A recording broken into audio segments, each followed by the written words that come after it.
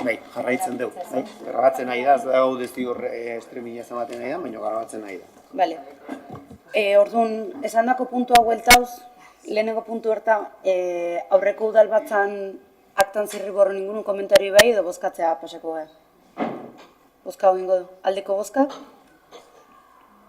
Bale, hau batez onartuta gehatzen da. Bigarren puntua pasauz, Eusko Jaurlaritzaren menpeko aurreskolen partzuergoa eta Ordiziako udalaren hitzarmena Alotza udala aurreskola partzuergoan integratzeko.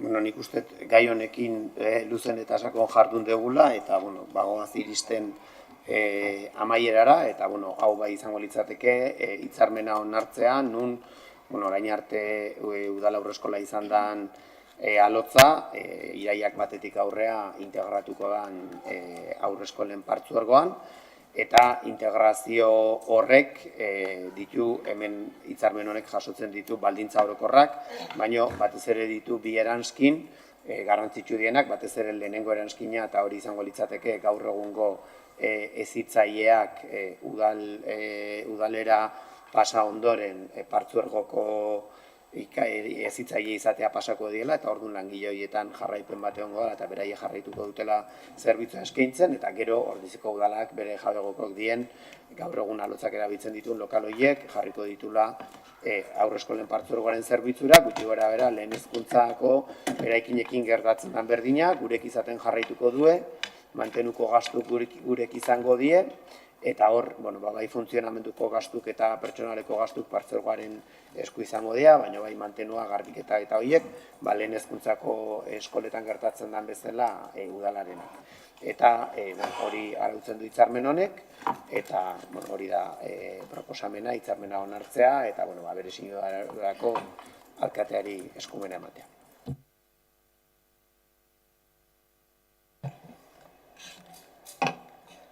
Bueno, por nuestra parte estamos, la verdad, que satisfechas de que esta situación que pues, durante tanto tiempo la hemos tenido sobre la mesa llegue a este término y un término favorable. Creemos que la inclusión de la Aurreskola al consorcio beneficia a las familias que necesitan de este servicio y, por lo tanto, votaremos a favor, como no podría ser de otra forma.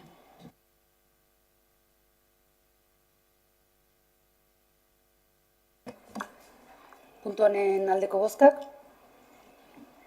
Hori hau batez onartuta gehatzen da. Hirugarren puntua pasauz, eta bigarren puntu honekin lotuta, Alotzako langileak Ordiziako udalean txertatzeko erabakia, aurreskolen partzuergoarekin izenpetutako, eta guantxe, ados bozkatu ezuen hitzarmen horren baitan, partzuergoan subrogatzeko. Bai, hor esaten genduen bezala, bai Eusko Jaurlaritzatik eta partzuergotik integrazioa burutzeko eta integrazio hortan langileak subrogatu ahal izateko eskatu zitzaigun baldintza zen, aurretiaz langile horiek udal langileak izan bartziela, orduan hori formalizatzeko ekainen onartu behar izan genituen postu berri horien sorrera, ze udalera pasatzeko lehenengo postuak sortu behar ditugu, postuak sortu genituen, eta guain onartzen nahi gana da langile horiek udal langile izatea pasatzea, praktikan udal langile izango dira egun batez bakarrik, abuztuaren 31an nik uste, ze zuzenean iraiak batean partzuergoko langileek izatea pasako die, hori izan zen pixkat jarri zitzaigun exigentzia langile horiek jarripena izan zezaten, eta guko onartu dugu. Uste dugu garrantzitsu ezala, lehenengo hitzarmena onartzea, ze hitzarmen hortan partzuergoak onartzen du langileak pasako diela, partzuergora, orduan hitzarmen hori onartuta dago, eta behin hitzarmen hori onartuta guk onartzen dugu langile horiek udalekoak izatea. Berriro esango dut, iraileak batean ondo biden dena kurtsoa aurreskolen partzuergoan hasgai.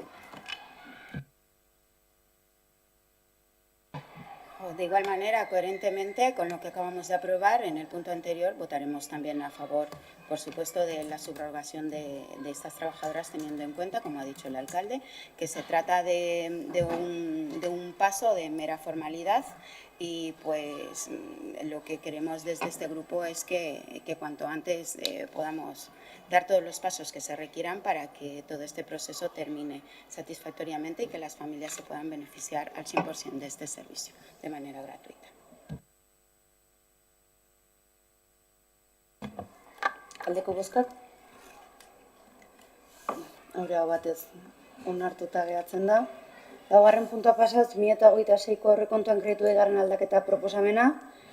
Aurreko informazio bat zer den esan zan bezala, nahiz eta puntu bakar baten pasau deun, gero aldaketa bakoitza banan bozkauko zue, bale?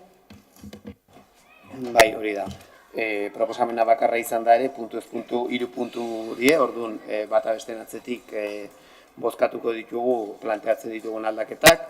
Azaldu gendun bezala lehenengo aldaketa izango litzateke jardueretako material gehiago erostea.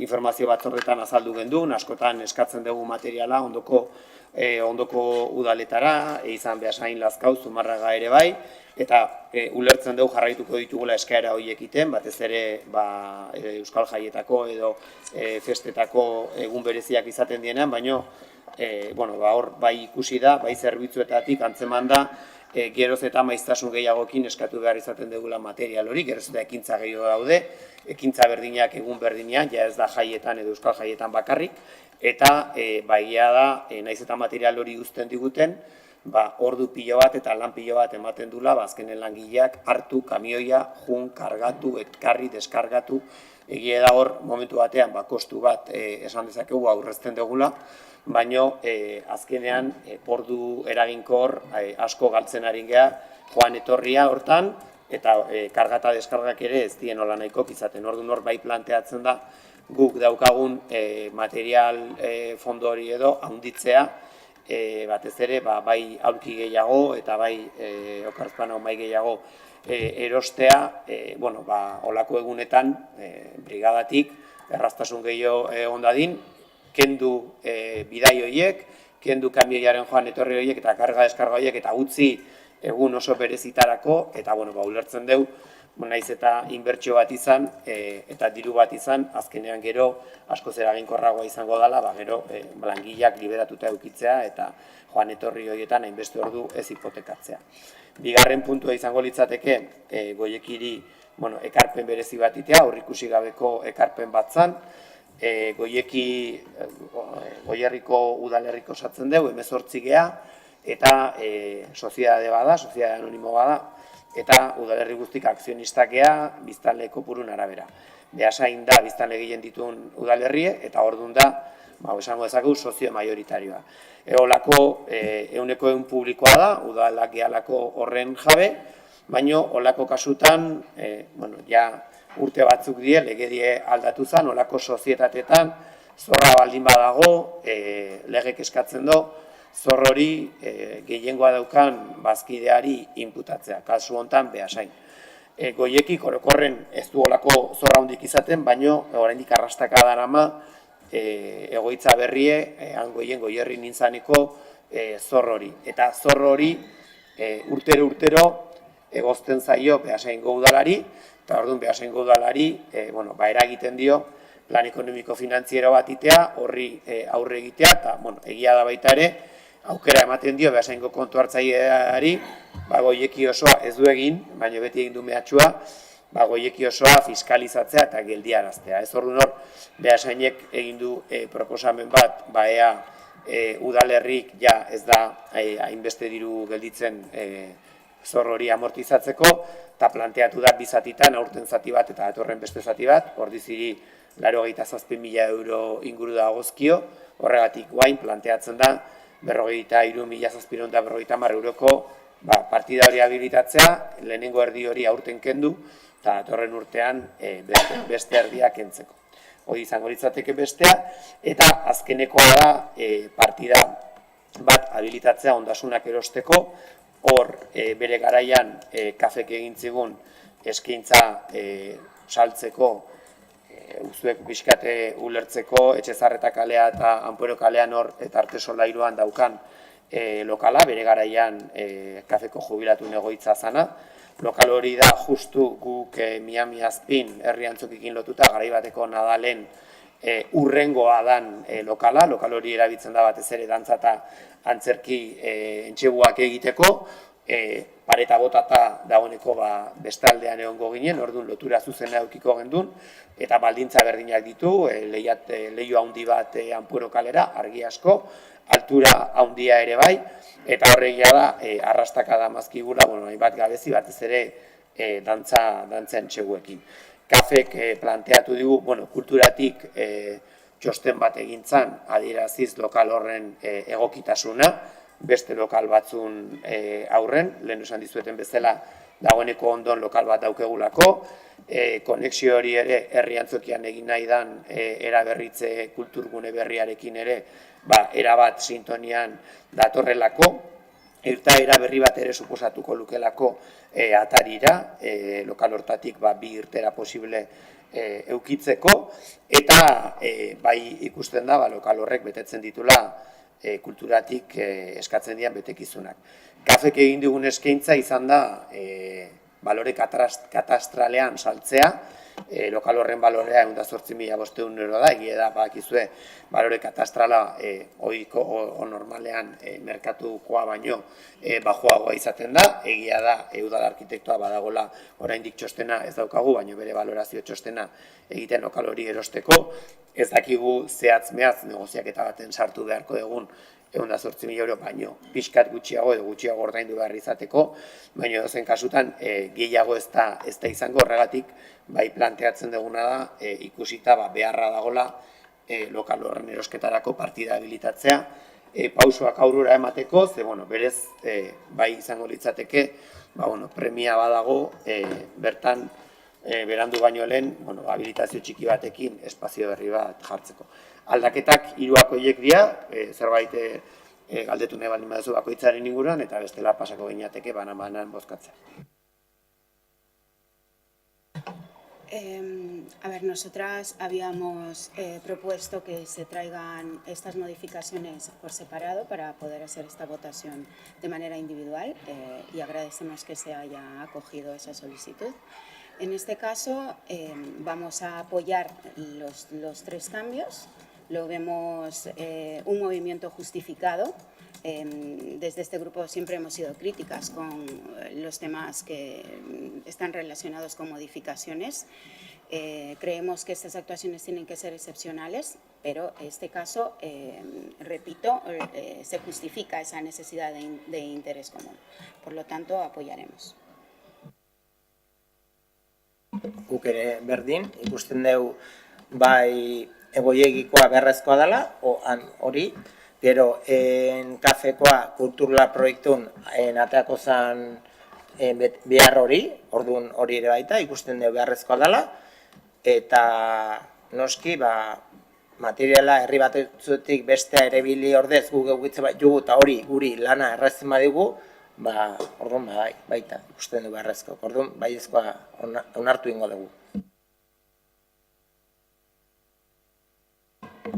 Banan alare bozkauko du eskauzan bezala, bai? Lehenengo jardueratarako materialen erosketako kreditu aldaketa honen aldeko bozkak. Hau batez onartuta. Bigarrena goiekiko ekarpena. Hau batez. Eta azkena kafeko lokalan erosketako. Hau onartuta gehatzen dago batez. Bale. Bosgarren puntua pasauz, 2025ko Ordiziako udalaren kontu orokorraren onarpena. Hemen badakizue kontu orokorraren onarpenak prozedura berezi bat dauke, informazio batzordetatik pasa baino bere batzorde propiotik pasatzen da, kontu berezien batzordetik, eta batzorde hortatik pasazan, maiatzaren 20an, eta horre egiten dana da, kontu orokorra diktaminatu, eta aldizkari ofizialera bidali erakustaldi publikoan egon dadin. Erakustaldi publikoan egon da zegokion denbora hortan, eta ez da inolako alegazio dekarpenik jaso, eta horregatik plenoari dagokio kontu orokorraren onarpena egitea. Zentzu hortan esan, kontu orokorra dala bere osotasunean, kontu hartzailetzatik egiten den txosten bat eta ariketa bat, eta islatzen du abenduaren 31an Ordiziko udalak eta bere menpekoak izan daitezken erakundek daukaten egoera finantzieroa. Hori da jasotzen dana, eta bere prozedura pasata, plenoari dagokio onartzea.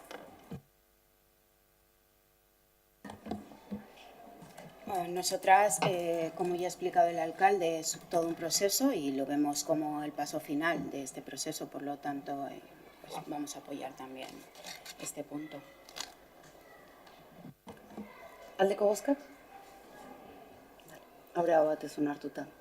Seigarren puntua pasa, pertsona nagusientzako eguneko arretarako udal zerbitzua arautzen duen erreglamendua onartzea. Bueno, zentzu honetan, badakarkigu aurretik ere ekarri gendun arautegia onartzeko proposamena. Badakizue, Zuaiztin egokitu da espazio berri bat eguneko arreta zentroa bertan kokatzeko.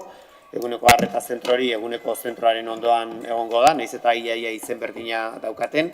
Eguneko arreta zentroa udalaren eskumena da eta eguneko zentroa berriz aldundiarena.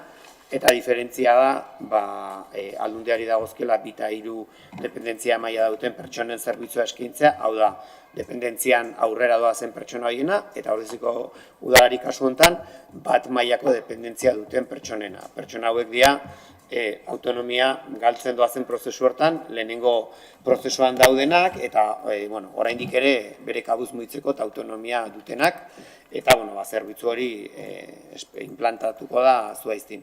Esan beharra dago, zerbitzu hori dekretuz araututa dagola, ze zerbitzu izan bardan, kartera sozialaren banaketa egintzanean eta zerbitzu guzti horiek araututa daudelako zeintzuk izan bardian, eta hori da, kasu honetan ere ongo dan aterkia. Eta gero, zerbitzuaren lizitazioa prestatu baino lehen, araudi bat onartu barra daukagu, udalak zerbitzu hori nola kudeatuko duen ezartzeko.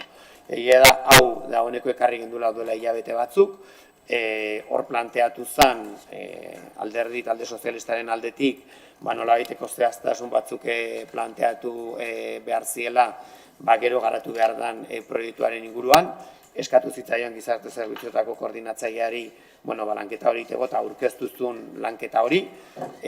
Ordudanik ontzat emantzan berak egindako aurkezpen hori eta ez dugu ekarpen gehiago jaso, eta egia da ikusten gendula, bazagokigula onartzea, ze ikusten dugu bestela prozesu guztia erabate atzeratuko zaigula. Kontutan izan da, reglamentu baten onarpenak ere eskatzen dula, hasierako onarpena, publikazioa eta ondoren bukaerako onarpena. Zentzu hortan, egia da, planteatu genitun, talde sozialistatik berriro beste zalantza eta ekarpen batzuk planteatu zizkiguten, partekatu ditugu gizarte zerbitzuekin, baina azkenean ondorio bezala bai ikusten dugu denbora soberan izan dela ekarpen horiek planteatzeko, gehiago esango duela hilabete batzuk onarpenerako ekarri gendunean ez gendun onartu proiektu bat eskatu zarako, proiektu hori egintzan, aurkeztu zan, ontzat eman zan, eta guain berriro hainbeste hilabete pasa ondoren hainbat eskakizun ulertzen dugula, aurretik ere onartuta dauden araudietan ez daudenak, guk bai planteatzen dugu, bakoitzak bere bozkaren norabidea edukiko du ados dagoen edo ez dagoen bozkatzeko, baina uste dugu denbora ondala ekarpen horiek egiteko, eta ez dakiten baten du aurkezten dugun bakoitzean atzeratzeko grina edo dagola, eta guk dagoen bezala onartuko dugu, esan da bere erakustaldi publikoa, ekarpenak eta alegazioak egiteko epea zabalduko dela, eta hor, nahi dian ekarpenak egiteko aukera izango dela, baina ez dugu ikusten berriro gai hau atzeratzeko moduan gaudenik, horregatik ekartzen dugu dagoen bezala. Bueno, a ver, por partes. Que no ha habido aportaciones. El otro día en la comisión quedamos que te mandaba las aportaciones, me dijiste que te las mandara y lo que no he recibido es respuesta. O sea, que no entiendo esa parte que me estás trasladando. En cuanto a la voluntad de retrasarlo, no. En su día se dieron explicaciones, es verdad que lo analizamos, el tema se quedó parado, no se volvió a insistir en que se iba a traer hasta ahora que se ha vuelto a traer a las comisiones, y una vez se ha traído, nosotros hemos vuelto a detallarte las modificaciones que entendíamos que tenían que ir, pero eso, no hemos tenido respuesta. Entonces me he encontrado con el reglamento tal como lo planteaste en las comisiones. Entonces, pese a ello, yo sí que quiero hacer mis aportaciones pues un poco del análisis que hicimos y que te mandamos. El documento que se nos ha aportado es una copia prácticamente del Goibar, no es un documento que hayamos hecho para Ordizia. El reglamento es una norma, no un plan de trabajo, entonces nosotros ya lo dijimos también el otro día en las comisiones y lo dijimos previamente, que primero tenía que haber aprobado un proyecto técnico del servicio, porque era este proyecto la línea que nos iba a marcar luego cuál era el contenido que tenía que desarrollar el reglamento. Entre otras cosas, era muy importante que el reglamento, por ejemplo, estableciera cuál era el ratio de los profesionales, qué tipo de personal especializado iba a trabajar, qué tipo de coordinación iba a haber. El otro día también comentamos en las comisiones que incluso, por ejemplo, temas de manutención, aunque los temas no se terminan de cerrar, pero sí se establecen en reglamentos, por ejemplo, se deja la apertura que va a haber manutención según, por ejemplo, peticiones, según necesidad. Entonces, todo este tipo de cosas no se han contemplado en el reglamento ni antes ni después. También los reglamentos suelen hacer referencia, que es obligatorio, al protocolo de emergencias, a protocolos de protección de datos, y consideramos que esto es necesario, porque en caso de que hubiera cualquier problema, pues deberíamos de tenerlo. En cuanto al régimen interno, también se establece dentro del reglamento las obligaciones que tienen los usuarios de cumplir y respetar un régimen interno. Sin embargo, no se adjunta ningún anexo de cuáles son esas normas de convivencia, ni tampoco cuánto va a costar el servicio. Se alude en este caso a las ordenanzas. Bueno, luego volveré a insistir, pero sí que es verdad que además que se dice que cuando se publique entrará en vigor en un plazo muy corto, creo que eran, no sé si 3 meses. Entonces, realmente todo este trabajo ya tenía que estar previamente avanzado porque ese plan es el previo al reglamento.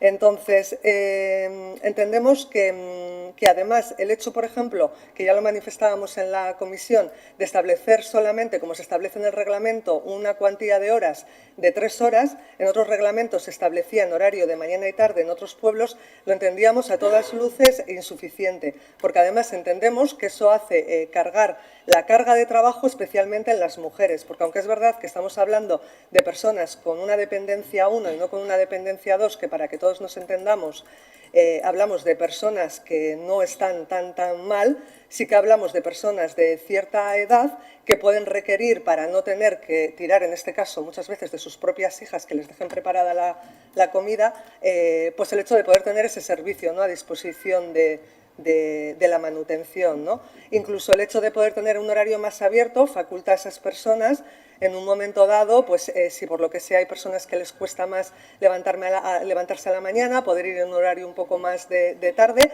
y no tenerse que ceñir a esas 3 horas. Es verdad que el abanico del reglamento plantea a partir de una determinada edad y en circunstancias especiales que también pueden ser, bueno, incluso de soledad de personas para poder integrarse, ¿no?, en este caso en Ordizia. Nos parece por eso también muy importante, y no se menciona en el reglamento, todo el tema de coordinación, porque hay determinadas actividades que se están realizando en el centro de Suaizti que ahora mismo las personas que pueden estar allí de grado 1 o grado 2 las están aprovechando y no se dice nada, no sabemos qué va a suponer esa coordinación, si van a poder utilizarlo, si no.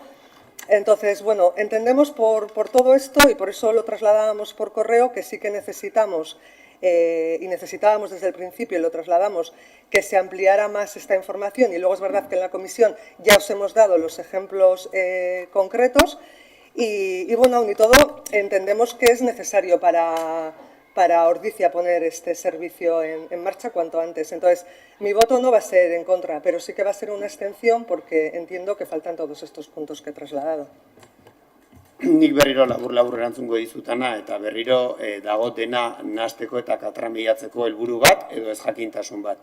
Argi eta garbi ze berriro aipatzen dituzu ratioak, aipatzen dituzu zerbitzuan ezaugarriak, eta berriro esango dut hau legez araututako zerbitzu bada, eta Ordiziak ez ditu ezarriko ratioak, baizik eta ezarrita daude esan dut berriro, dagokion dekretuan ezarrita daude zeintzuk izango dien ratioak eta zeintzuk zerbitzuak. Guk hemendik egin behar dugu, orain arte egin dugun bezala, erabateko konfiantza berretsi Ordiziako gizarte zerbitzutako koordinatzailean, beraiek egindako lan tekniko bada, orain arte egin dutena, eta esango nuke zuek egontzaretenean departamentu hortan ere egin duen pertsona berbera. Berriro esango dut, aurkeztu genitunean reglamentu hauek, zuek eskatu zenuten proiektu hortan eman zitzaizkizuen azalpenak, eta etzen duten berriro jarraitu, eskatuz, beste zuzenketak edo zuzenketak.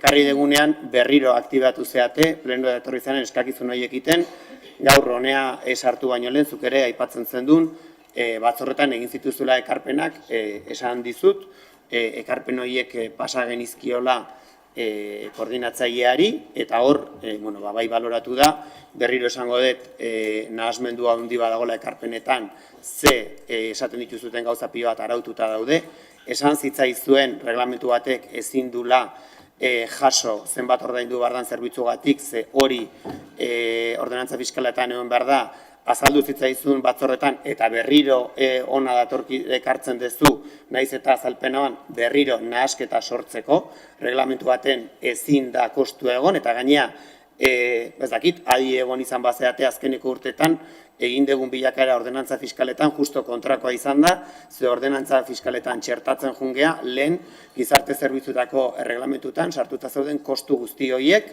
reglamentu batek berriro esango dut, ezin dugulako ezarri, kostua zenbat izango da.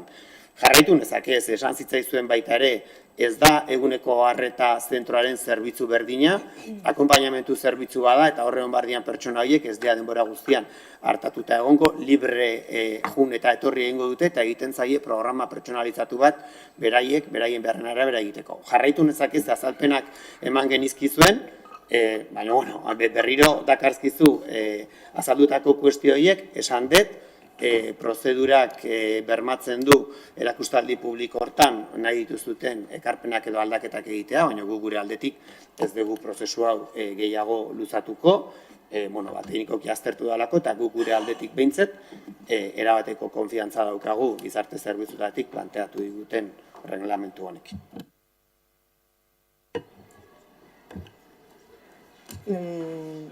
Ya hubiéramos agradecido que hubieras dicho que habíamos aportado las alegaciones que hemos aportado, porque has dicho que no hemos aportado nada, entonces sí que hemos aportado, por lo tanto, entonces lo que no hemos recibido es respuesta. Hubiera estado bien que en la respuesta hubieras dicho esto sí, esto no. Entonces hacer referencia ahora a ratios, a un par de cosas, en este caso al coste, que vienen por decreto, está bien, porque aquí están los técnicos que saben mucho más de lo que podemos saber nosotros. Al final nosotros no somos los técnicos, pero hay otra serie de cosas que en otros reglamentos están y que nos parece muy importante. Y solo voy a mencionar otra vez una para no extenderme, el tema de la manutención. Es que en otros pueblos con este grado de dependencia 1, para aliviar en este caso, sobre todo a las mujeres, por ejemplo, sí se tiene en cuenta, pero se deja de una manera genérica diciendo que según las necesidades del servicio. Por lo tanto, tú lo pones y luego según las necesidades se aprueba o no se aprueba. Entonces, el hecho de no mencionarlo ya cierra la puerta a cosas. Entonces, yo claro que confío plenamente, siempre confío plenamente en los trabajadores y trabajadoras de esta casa, pero como hemos hablado muchas veces, el tema de recursos humanos no está en la mejor de las situaciones, no es culpa ni de los trabajadores ni de las trabajadoras, y nuestro papel en este caso es fiscalizar y vigilar y aportar, en este caso desde la oposición, lo que consideramos que es oportuno.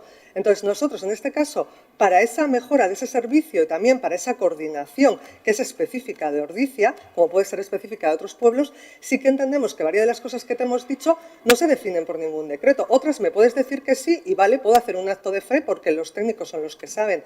Entonces, vuelvo a decir, no vamos a votar en contra, pero sí nos vamos a abstener y te rogaríamos que le hicieras llegar lo que te hemos trasladado, has dicho que ya se lo has hecho llegar, pero que hicierais un análisis más profundo de todas estas cosas y estas necesidades que entendemos que necesitan las personas y las familias de estas personas que van a formar parte de este centro de atención diurna. Ez naiz eztabaidatan gehiago sartuko, Ana. Nik uste nahiko garbi esan detela, eta naiz eta kontra ez bozkatu ikusten baldin badezu ekarpenak egin behar dizkiozuela, erakustaldi publikoa daukazute zuen eskakizun horiek formalizatzeko. Por nuestra parte, después del debate que acabamos de escuchar, al parecer no tenemos o no hemos conocido todas las aportaciones que ha hecho el Partido Socialista. Sin embargo, ya ha manifestado ella que esta propuesta sería una copia de otro municipio.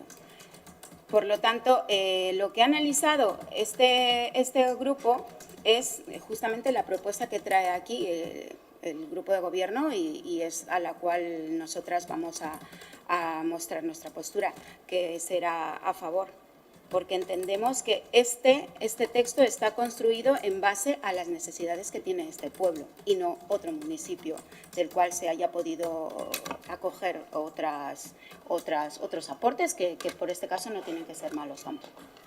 Pues es una copia del Goibar, o sea que igual debemos de ser muy parecidos, no lo sé. Eta zerbitzua ez da herri mailakoa, berriro esango dut, zerbitzu hau araututa dago. Ez du herri batek erabakitzen zuek hemen nahasteko, borraste bat sortzeko, behin da berriz, ekarpen horiek egin, eta dena, zaku berdinean, nahastuta berriro behin eta berriz ekartzeko gana. Eta ekarpenak egiten dituzutenan, mila aldiz esan zaizkizu zuzenketa horiek ja ez da aurreko astean. Aurrekoan ere bai, eta jarraitzen dezute prezioa eta jarraitzen dezute ratioa. Zuek jakingo dezute zergatik. Ekarpenak egiten dituzutenan, agian igual modu seriago batean, igual ez dakit hartuko ditugu, baina berriro dena nahasteko nahi horrekin, gu horrez geha sartuko. Aldeko bozka? Abstentzioa? Bale, onartuta behatzen da puntu hau. Zazpigarren puntua pasauz, San Juan Eremuan plan partzialaren bigarren aldaketa puntuala behin betiko zonartzea. Bai, bueno, hemen badakizue prozesu luze baten amaieran gaude dagoeneko, San Juanen aldaketa planteatu zen aurretik zegoenean, eta aldaketa hau zuzenean lotuta dago, Ordiziko udalak bisesakin hitzartuta dauzken bi hitzarmenekin, eta horien arabera, bai Ordiziko udalaren adana bat eta beste bi Ordiziko udalarenak, baina Ordizia Lantzenen bitartez, beste bi partzela, guztira 3 partzeletan, doan lagako dizkio bertan 180 babes ofizialeko etxe bizitza eraiki ahal izateko, aldaketa hori beharrezkoa zen, hainbat aldaketa egin bartzelako, batez ere onartuta zeuden etxe bizitza kopurua baino gehiago egiteko, eta hori izan da aldaketan arrazoi nagusitako bat, baina badago beste arrazoi baita, aurretik Ordizia Lantzen aipatu dugu, hor existitzen zen partzela bat, udalarena eta Ordizia Lantzenena zana, eta Ordizia Lantzenek ere lagadizkionak bisesari, ez dugu ulertzen zergatik, bere garaian, guk jaso ditugu partzela horiek, 24 etxe bizitza egiteko partzela batean eskatzen zitzaizkion bakoitza partzela horri 74 garaje plaza eraikitzea derrigorren, publikoa dan partzelari beste guztiak askoz gutxiago zituztenean, eta bisesari emango dizkiogun bere garaian 30 eta 70 etxe bizitzatako bloketan ere 150 aparkaleku. Hori dena ere aldatu behar izan dugu, zorionez lortu dugu, gure azan partzela hori saltzeko, ze bestela inorrek etzon erosiko, eta prozedura honetan egia da, urak jarritako baldintza batzuk ebaztea eta azkeneko txostenak lortzea izugarri luzatu dela, baina zorionez esan dezakegu ja, dena ondo dagoela eta behin betiko onartu dezakegula, eta behin hau onartuta, bisesarekin hitzartutako etxe bizitza guzti horien garapena aurrera doa, eta Ordiziko udalak ere eta Ordizia Lantzenek berea duten lursail hori saldu ahal izango dugu, urbanizazioa bukatu eta Ordizia Lantzenek dituen zorrak mailegoak kitatzeko. Guk usten dugu aldaketa hau beharrezkoa zela, eta gaina behinekon alde bozkatu genuen, eta guen ere baita, noski alde bozkatuko dugu, aldaketa honek berez zion arazoa konpontzen zolako etxebizitza eta garajen arteko oreka hori ez zegolako eta etxebizitza beharra baita dagoelako.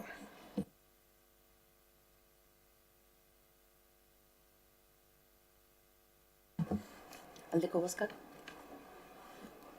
Hau bat ez onartuta. Hurrengoa puntua pasauz, kontu hartzailearen ingerak, bazpentatxo ustenak... Bai, barkau, 8. puntue, nahastu naiz ni. 8. puntue, barkau, nahastu naiz, Ordiziako alkarte eremuaren eta Aramako SB eremuaren plan partzelaren aldaketaren behin betiko onarpenaren eskumena Gipuzkoako Foru Aldundiari eskuordetzeko akordioa. Hemen ere azaldu zen bere garaian onartuta zegoen alkarte eremuko plan partziala onartuta dago, baina plan partzial horrek gaur egun uraketik ezartzen dian uholden arriskutarako edo inundabilidadeko ezaugarriekin zati bat egiten du inpraktikablea esan dezagun, eta orduan ezinbestekoa da bere garaian onartu zen hori aldatzea eta berregituratzea. Kasu honetan gertatzen zaiguna da, bere garaian Amundarain ibaiaren ibilbidea dela Ordizia eta Aramaren muga, ibaia naiz eta desbideratu zen, mugak jarraitzen du izaten garai bateko meandroa, eta orduan, gutxi bera ulertzeko poligono industrial bada, eta tartean muga Ordizi eta Aramaren arten aldatzen doa. Ezinbestekoa da, Ordizik eta Aramak elkarrekin tramitatzea aldaketa hau, baino Arama herri txikia izan da eta gu handiagoak, 7.000 baino gehiago, onartzeko prozedurak ezberdinak ditugu, eta horrek talka bat sortzen du, ingurumeneko prozeduran guri Eusko Jaurlaritza dagokigu eta Aramari Aldundia. Orduan, hori azkartzeko edo, behintzet, prozesua hasteko, Ordiziko udalak planteatzen duna da, azkeneko onarpen hori Aramari gertatzen zaion bezala, diputazioari lagatzea eskumena, pleno honen eskumena da, eta amaierako proiektua Aldundiak onartuko luke, hau onartuta, eta dagoeneko honekin errazten duguna da ingurumen prozedura hasi alizatea, gaur-gaurkoz blokeatuta dago, ez dagolako argi zein izan behar dan ingurumen organo hori. Beraz hori, planteatzen duguna da, garai batean egiten zan bezala, azkeneko onarpen hori, Aldundiak egitea, eta esan aurreko onarpen guztia eta tramitazioa hemen egingo dela, eta Aldundiak emango diola azkeneko onarpen hori, nola baiteko bedeinkapena eta egiten duela da nola baiteko txekeo bat justifikatzeko edo ziurtatzeko dena legez eta ondo eginda dagola. Aldundiak ez dauke lukeukiko aukera bat esateko hau ez zait gustatzen edo hau beste modu batera egin, baizik eta esan dezaken bakarra da honek ez du legea betetzen o araudia edo dana alakoa. Orduan da kontrol formal eta juridiko bat Aldundiak egingo lukena eta guri dagokigu onartzea gauzak nola egin nahi ditugun, alde batera, bestera, forma batekin edo besterarekin argi gelditzeko hori geldituko dela Ordizi eta Aramaren esku.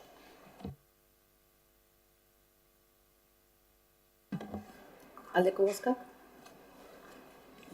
Hori hau bat ez onartuta. Oin 9. puntua pasauz, kontu hartzailearen ingerak, eta orduan horratxik zaizkizu deialdikin batea kontu hartzailearen txostenak, eta horren arabera, horiek ze bazpenen kontra indien, beti bezala zakituen galdera baldin badukuzue, baina bestelare imei ez bialtzea badukuzue, kontu hartzaile edo nahi, eta nik helaraziko diot, bale? Baldin badu printzipioz momentu noan jeze galdetzeko, 10. puntu da, ekainan zehar sinatutako alkatetzako dekretuen berri ematea, hauek bialdu zaizkizue deialdikin batea, ezakit hemen galderaik badaun, bestela dozen momentutan lasai bialdu. Orduan igual ja mozio eta pasako gea, 11. puntue da, Urtizia orain aldugu udaltaldeak aurkeztutako mozioan non Ekuadorreko komunitatearen eskaera bere egiten duen. Por nuestra parte, damos la palabra a la Asociación Comunidad Ecuatoriana.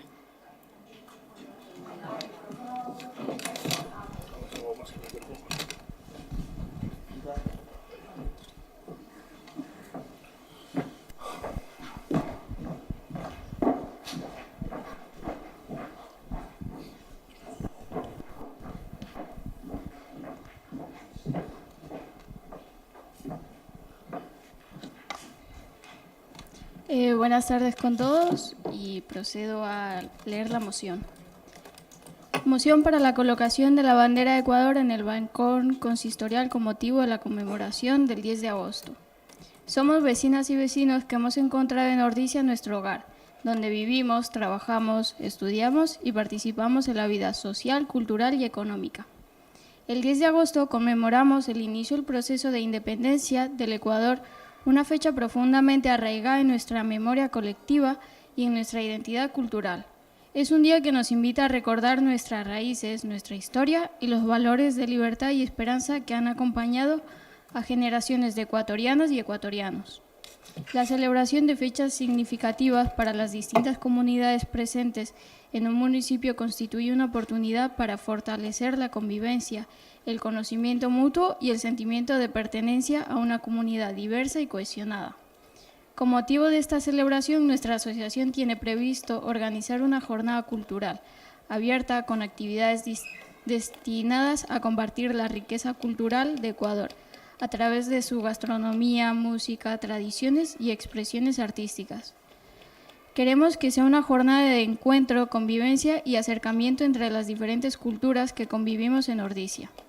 Para muchas personas ecuatorianas que residimos en Ordicia, ver la bandera de Ecuador durante ese día en el balcón consistorial tendría un significado muy especial. Sería una forma de celebrar nuestras raíces y nuestra historia en el municipio que nos ha acogido, donde hemos construido nuestros proyectos de vida, nuestras familias y nuestras amistades. También sería una oportunidad para expresar nuestro más sincero agradecimiento a Ordicia y a sus vecinas y vecinos por la acogida recibida durante todos estos años. Muchas de las personas que formamos parte de la comunidad ecuatoriana llegamos a este municipio con sueños, incertidumbres y el deseo de construir una vida mejor. Aquí hemos encontrado oportunidades, amistades, afectos y un lugar donde crecer, formar nuestras familias, aportar a la vida del municipio y sentirnos parte de la comunidad. Por ello, entendemos esta iniciativa no solo como una celebración de nuestras raíces, sino también como una forma de dar las gracias al pueblo que nos ha abierto sus puertas y nos ha permitido echar raíces sin renunciar a nuestra identidad. Ver la bandera de Ecuador durante esta jornada tendría muchas personas un profundo significado emocional. Simbolizaría el encuentro entre el lugar del que venimos y el lugar al que hoy pertenecemos. Entre nuestra historia y nuestro presente, entre nuestras raíces y el hogar que hemos construido en Ordicia. Creemos que los símbolos tienen la capacidad de unir, emocionar y acercar a las personas. Por ello, entendemos este gesto como una expresión de convivencia, respeto mutuo, diversidad y agradecimiento. Valores que forman parte de la realidad cotidiana que compartimos en nuestro municipio. Por ello, la comunidad ecuatoriana en Ordicia solicitamos al Pleno del Ayuntamiento de Ordicia la adoptación del siguiente: que el Ayuntamiento de Ordicia coloque de manera excepcional y únicamente durante el día 10 de agosto la bandera de Ecuador en el balcón consistorial, con motivo de la conmemoración del inicio del proceso de independencia del Ecuador.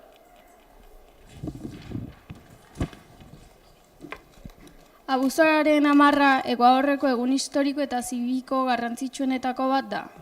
1809ko abuztuaren 10ean Kiton gertatutako independentziaren lehen urratsa gogoratzen baita.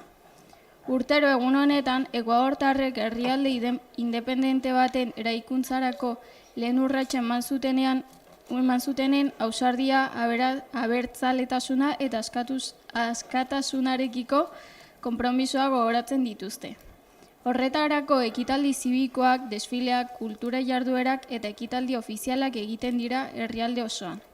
Horregatik oso eskertuta eta harro egongo ginateke egunen garrantzitsu horretan gure herrialdeko bandera udaletxeko balkoian ikusiko bagenu.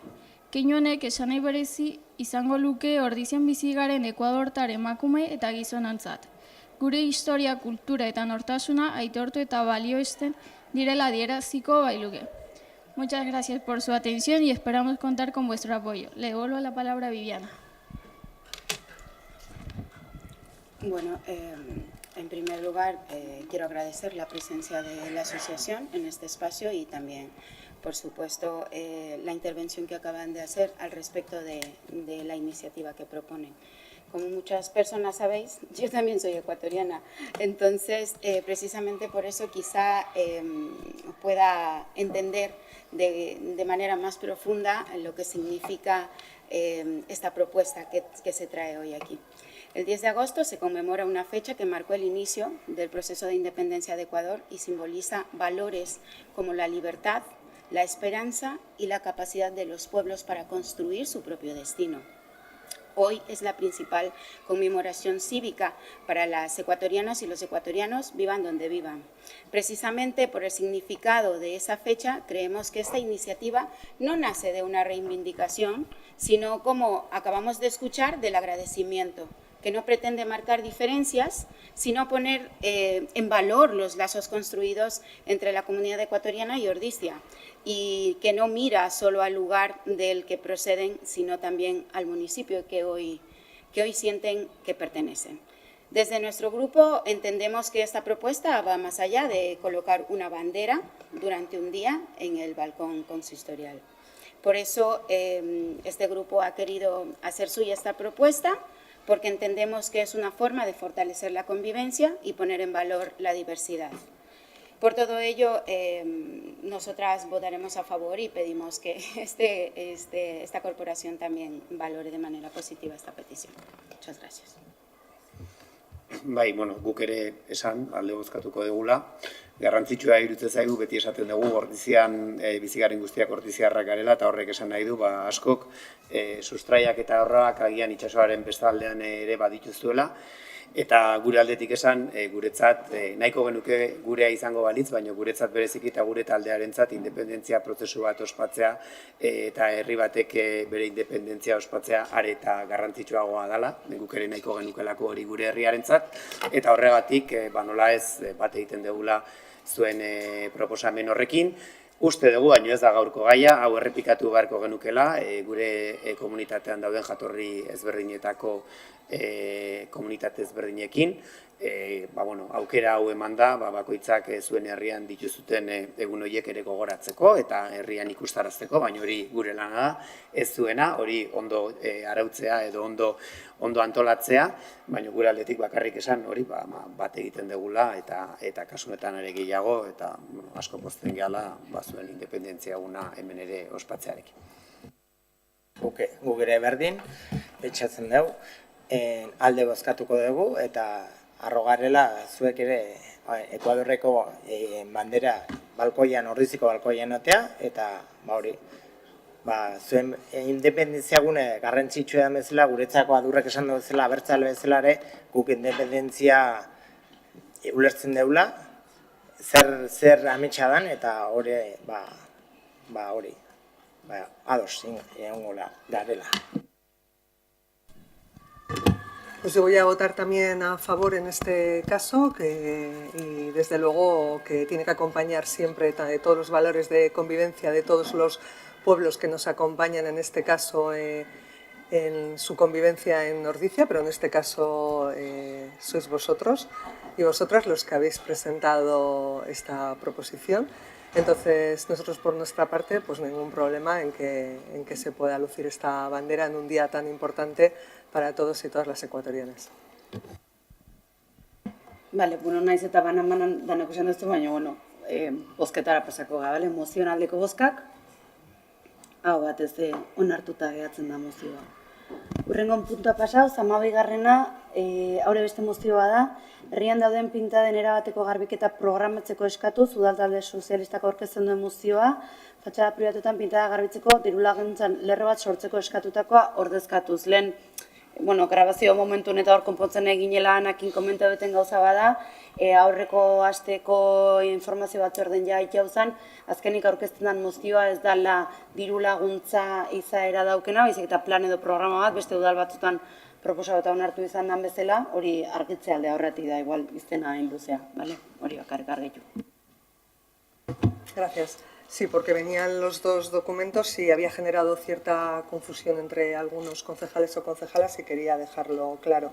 Entonces, yo lo había presentado en la comisión de junio, pero me fue imposible acudir al pleno de junio y se había presentado además como una subvención, pero ya nos indicaste tú como secretaria NERE las dificultades que habían y posteriormente, dada la importancia del tema, decidimos presentar la moción como la hemos presentado ahora y lo que nos preocupaba en este caso era la proliferación que había habido y lo que tenemos ahora mismo en Ordizia en cuanto a pintadas, grafitis y demás en todo tipo de edificios, ya sean públicos y privados, en este caso, que es lo que estamos tratando aquí, porque los edificios públicos ya los tratamos, y entendemos que este tipo de pintadas afectan negativamente a la imagen del municipio y dan una sensación pues, rara de deterioro, perjudica la convivencia y por ello lo que queríamos con esta moción era el objetivo de plantear un mapeo completo de esas zonas afectadas,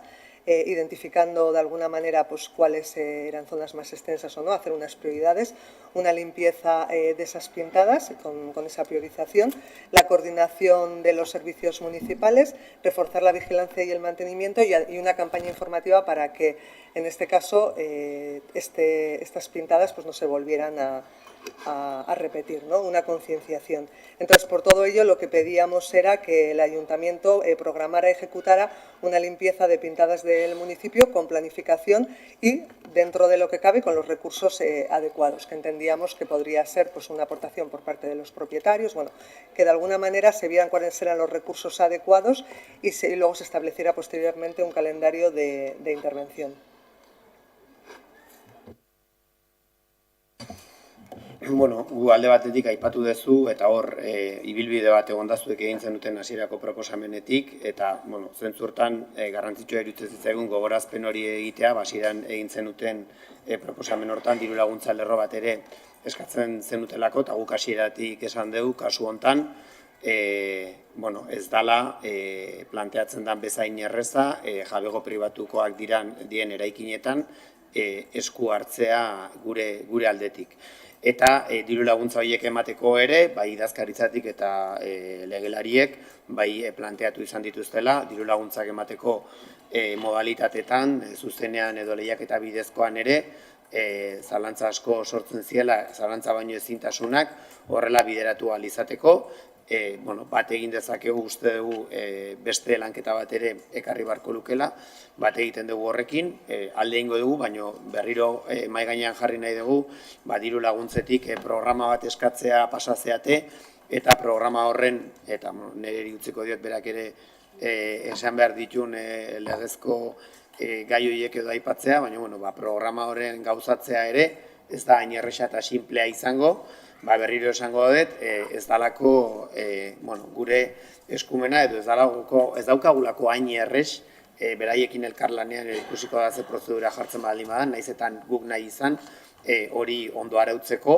eta gero ikusi beharko da, programa horrek ze epealdi, ze iraunaldi daukan, eta nola txiki daiteken programa hortara. Beraz, guk bai alde ingo dugula, baina beti ere, bai jarrita, diru laguntza lerro batekin hasi ginen, programa batera pasagea, nik uste denak bintzet hori saiatu gea, konsiente izan gaitezen, nahiz eta nahia berbera izan, hori errealitate bihurtzea ez dela inerresa izango, dagoeneko badabiltza aztertzen, baina bere zaitasunak baditu, eta espero dezagun programa bezala edo zerbait antolatzeko gai izatea, beti ere guk mugitu argian joku arau hortan errespetatuz. Guk ere alde bozkatuko dugu, ulertzen dugu aspaldian gure taldea idala askatzen, beti legealdi honen hasieratik eta aurreko legealdi baita, ikala jota fuego esaten pintadaz beteta dagoela herri eta bai eraikin publikotan gure eskumena dana batzutan ez kostatzen da, garbitzen da, baino kostatzen da denbora kentzea, eta orduan guk alde bozkatuko dugu, baina ikusten dugu baita hor dagoela beste erronka bat dela bizikidetza ordenantza. Azken finean guk indaikeu asko garbitu, asko pinta kendu, asko baina hemen ez bada bizikidetza ordenantza bat iken, azken finean hori ez bada aurra utzen, jarraitu daikeu hola eta hola egiten, eta berriro margotzen, da berriro egiten, da berriro margotzen, da orduan guk hori eskatzen dugu baita. Por nuestra parte también apoyaremos esta propuesta, votaremos a favor, también lo vemos necesario y de hecho también como PNV ha dicho, nosotras también hemos registrado alguna propuesta para valorar la actualización del protocolo de retiradas de pintadas, sobre todo con estas pintadas que pueden resultar ofensivas o que pueden estar en espacios públicos donde están las familias o donde están los niños. Y esa propuesta que registramos iba más o menos encaminada a la rapidez de actuación para este retiro. Sin más, vamos a apoyar esta propuesta, por supuesto.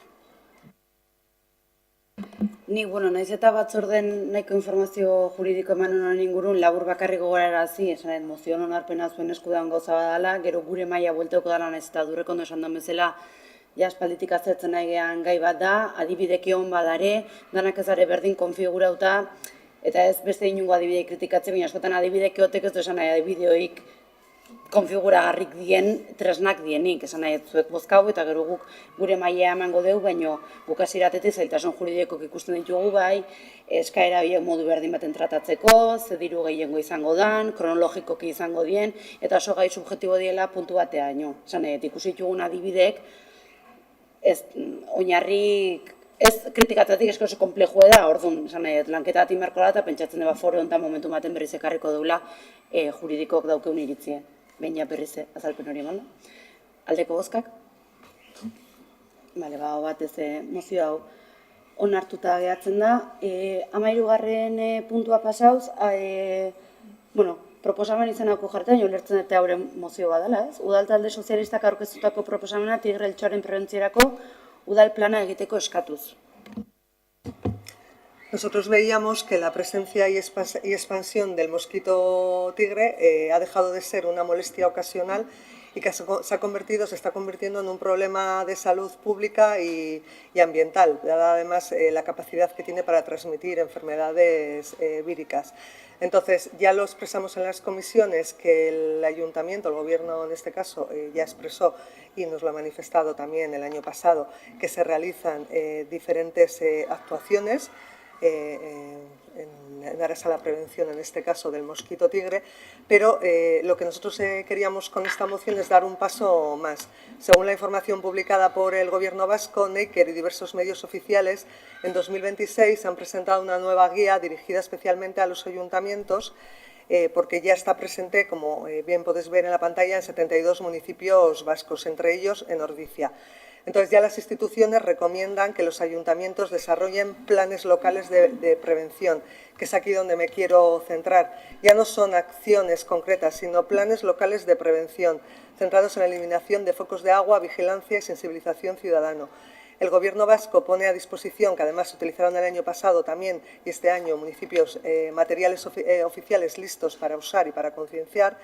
Pero en este caso nosotros entendemos que con esta moción este plan de alguna manera desarrollaría e integraría un mapa de manera incluso en más periodos, no de manera estacional y no de manera reactiva, sino que lo que buscamos cuando hay un plan es de alguna manera que se establezca una serie de acciones de manera preventiva. Por lo tanto, no iríamos a quitar, por ejemplo, los huevos del mosquito cuando ya están, sino a establecer ya criterios que puedan permanecer durante todo el año, porque además está cambiando la meteorología, la presencia del mosquito tigre va a ir variando, de estar igual pues un mes o va a pasar a estar otros meses o más tiempo en el municipio. Entonces, de alguna manera, este plan incluiría todo tipo de actuaciones, no solo esos carteles informativos, sino concienciación, actuaciones preventivas, de tal manera que durante todo el año pues, se tenga cuidado, por ejemplo, con las zonas que acumulan agua, no en momentos determinados. Y bueno, pues por eso hemos traído esta moción, para que se elaborara sobre todo un plan. Bueno, eltxo tigrearen presentzianak esan duen bezala gure arten dago, eta Eusko Jaurlaritzak indo azkeneko urtetan horren jarraipena, baina beste izurri batzuekin gertatzen den bezala, kompetentziak azkenen pixkanaka alde batea uzten die, eta azkenen dena udaletxetara iristen zaigu, ez? Dakizuen bezala, izurrien tratamentu egiten da udaletxetik, kontratu bat daukegu enpresa batekin hoien kudeaketarako, eltxo tigrea oraindik ez dago kontratu horretan, horregatik eta Eusko Jaurlaritzak bidelagun bai esaten du ez, gia batekin eta bestelako zerbitzu batzuekin hor aplikazio bat baita ere dago Mosquito Alert olako zerbait, badago ez, herritarrentzako eta intzidentzia jasotzeko eta bar, baina utzi gaitu pixkatan kamotz eta horregatik jakin dezazuen ja kontratu txiki bat bideratu dela enpresa batekin, oain ikusteko zein dan egoera, Eltxotigrearen egoera hor dizin, pixkat Eusko Jaurlaritzak emandako azken datu horiek kontutan hartuta, eta martxan jarriko da, oain behar deuna da pixkat euri egun batzuk behar ditugu, abuztu niteko asmoa da, esan edo hain, uztaien eubiein izan balu, oain ingo litzateke mape hori edo berriro revisio hori,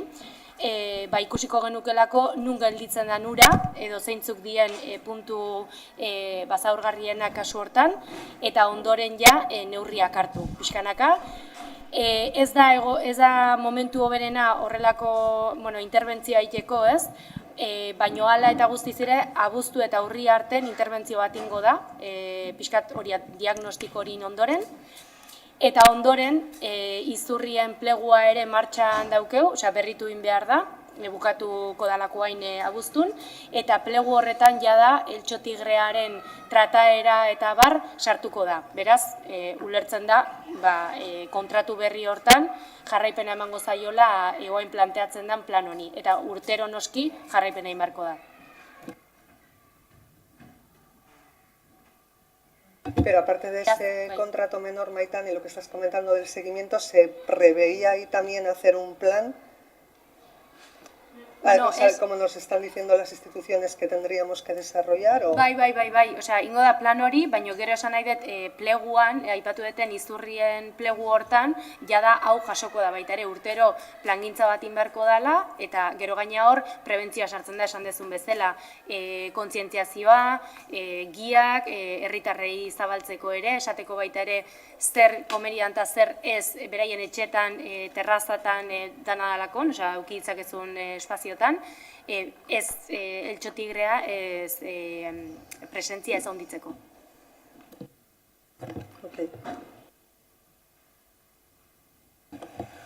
Aldeko bozkak? Ez dugu adirazi, gu kontra bozkatuko dugu, adirazi nahi nun, bat eginda ere, iruditzen zaigu planteamendu eta garrantziak kendu gabe, planteamendu irreal bat, planteatzea plan bat egitea, honea ekartzea, planteatzea, sortzea, koordinazioa, ingurumena, garbiketa, hilerria, baratza, komunikazioa, esan nahi dut, ez dugu esaten gaia landu beharreztanik beste izurri batzuk ere badaude, hoiekin lantzen nahi geha, baina, hau da, Eusko Jaurlaritzak atera duen plangintza bat, honea ekarri, ventiladorea jarri, eta gaia, nik uste dut, modu alternatiboi baten erabiltzeko adibide oso zehatza, dago eraikita, hemen egin behar ditugun bete behar horietatik, gaztelu handi bat airean, eta betekizun batzuk, irutze zaizkitena, irrealak dienak, gure egitura eta organigrama ikusita ere, Eltxotigrerako bakarrik hau eskatzea ez da bideragarria, hemen eskatzen da hau, badakit ez dala beteko, bere eskatzen dituzuen gauza guzti horiek, eta horrek ez du esan nahi plan bat egingo ez danik, eta jarraipen bat egingo ez danik, baina hemen berriz, eraiki da honen inguruan horrelako estruktura izugarri bat, nik uste Maitanek planteatu duen bezala, dagoeneko bai adituekin eta hitz egiten ari gaia hau behar dan bezala tratatzeko, behar dan bezalako jarraipenak egiteko, baina hemen bai irutze zait, badaude ja, esan nahi dut, koordinazioak eta badaude ja taldeak ez Eltxotigrarekin bakarrik, baizik eta beste gai guztiekin ere, plan hori ere ez dut uste eskumen aldetik Eltxotigraren aurkako plan bat plenora ekarri behar danik edo plenoari dagokionik, orduan nahi irutze zait, mozioaren oinarriarekin bat egiten dugu, baina hemen dauden planteamentuak, nik uste diala artifizialak eta irrealak. Eta gaina hor jartzen den bezala, uste dut ez diala beteko daukagun egitura eta baliabidengatik. Orduan, plana egingo da, gaiari helduko zaio, baina ez hemen planteatzen den termino horietan. Bueno, creo que lo hemos manifestado otras veces, no es la primera vez y no nos habéis informado de todo esto tampoco en la Junta de Gobierno. Entonces, decir que es una utilización partidista no, es una petición para, en este caso, prevenir y para actuar, en este caso, contra una plaga que tenemos y que afecta, en este caso, al medio ambiente y a la salud.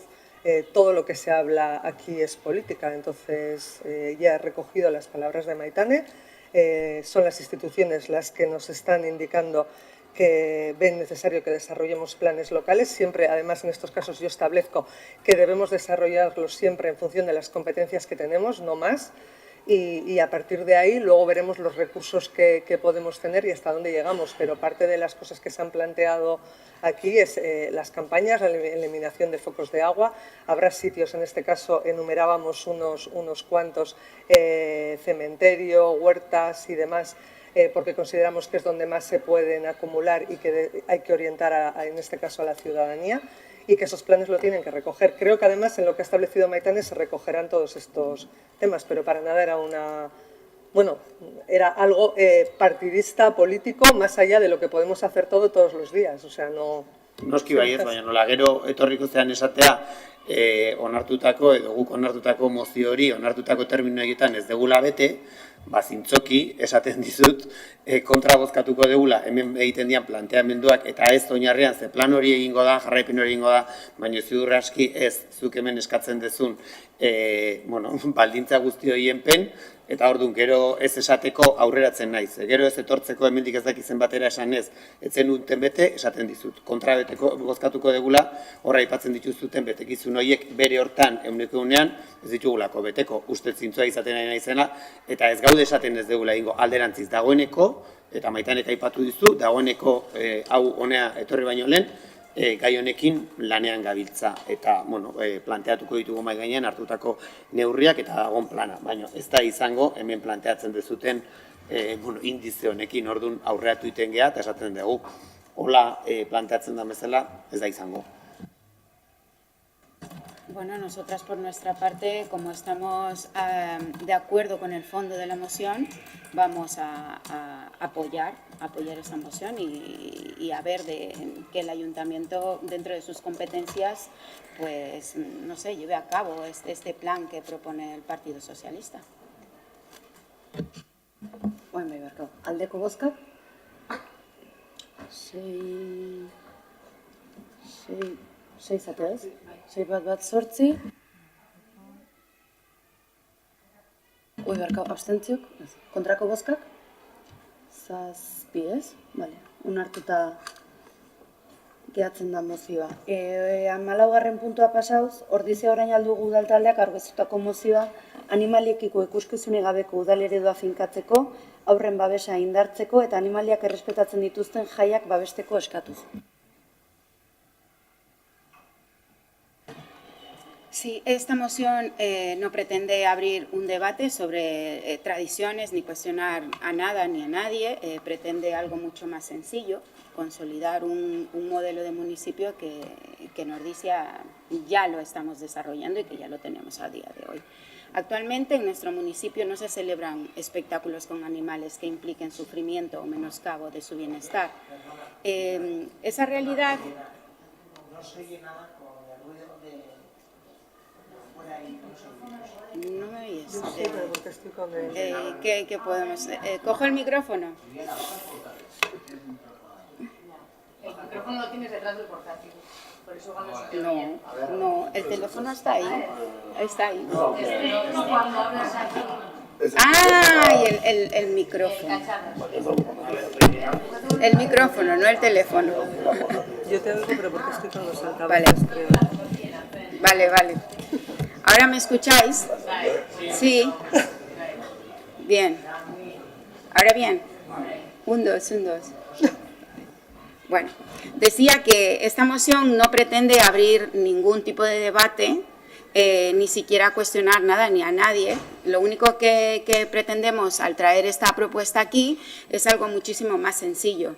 Es consolidar un modelo de municipio que hoy en día ya tenemos en Ordizia, porque en nuestro municipio no se celebran festividades que menoscaben pues, o que incluyan en el sufrimiento de animales. Esa realidad no ha supuesto que en otros pueblos pues todavía se sigan desarrollando este tipo de festividades con los pobres animales, ¿no?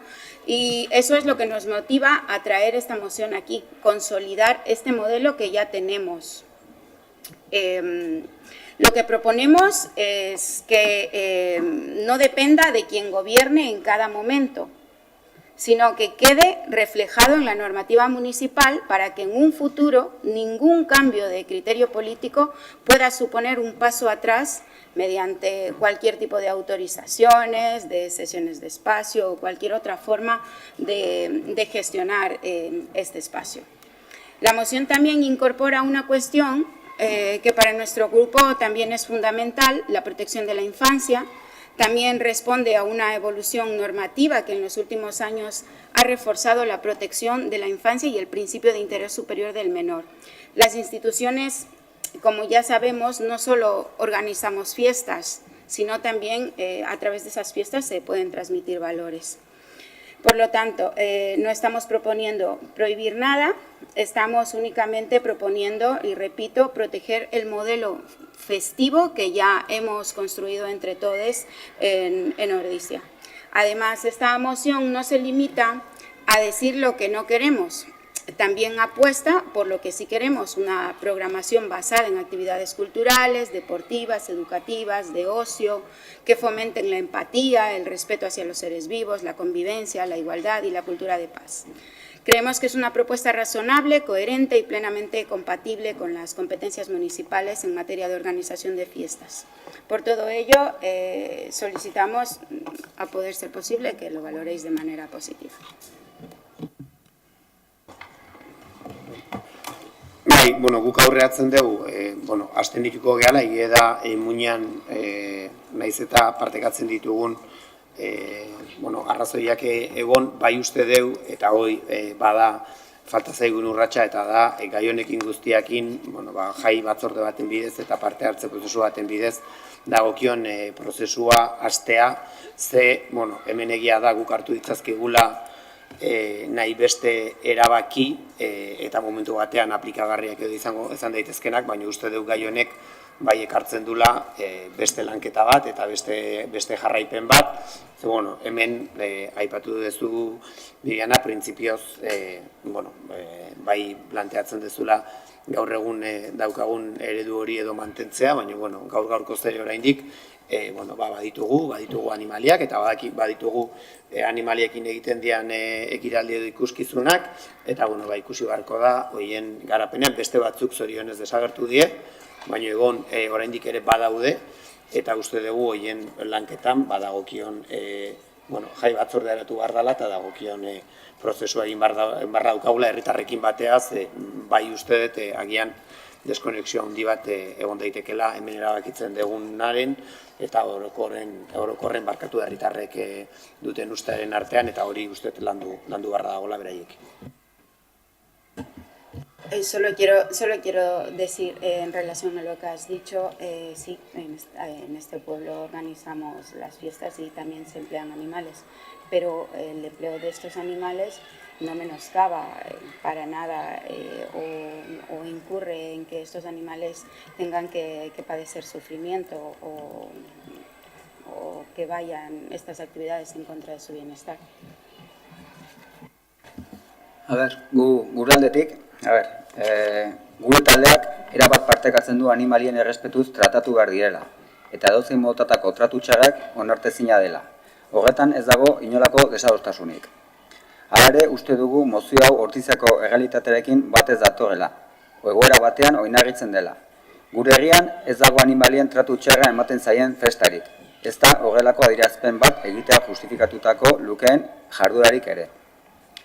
Ordiziak lotura historikoa eta estatua du lehen sektorearekin. Ordiziak lotura historiko eta estua du lehen sektorearekin.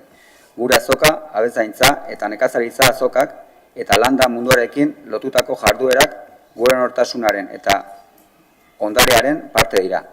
Jarduera horietan animaliak ez dira ikuskizun huts baterako erabiltzen.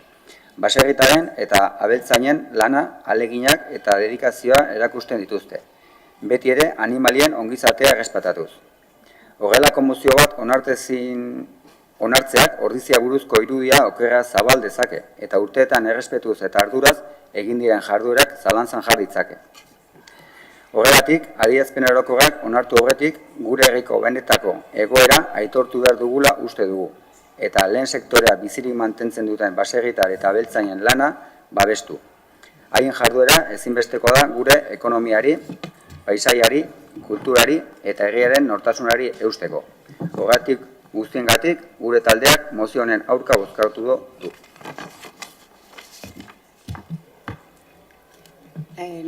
Totalmente de acuerdo, nos parece una contradicción el voto que manifestáis que vais a hacer en contra cuando decís que en este municipio pues, no se utilizan animales en las fiestas para maltratarles, porque es eso, ¿no? Aquí no utilizamos. ¿Existen animales durante las fiestas? Sí, pero en Ordizia se maltratan animales? No. ¿Cuál es la propuesta que traemos aquí a este pleno?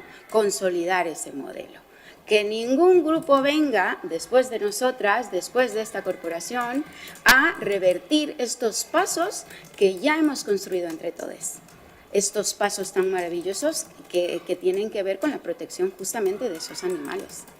Entonces, te repito, me parece una contradicción lo que dices con relación al sentido del voto que vais a expresar. Sin embargo, estáis en pleno derecho, bastaría más.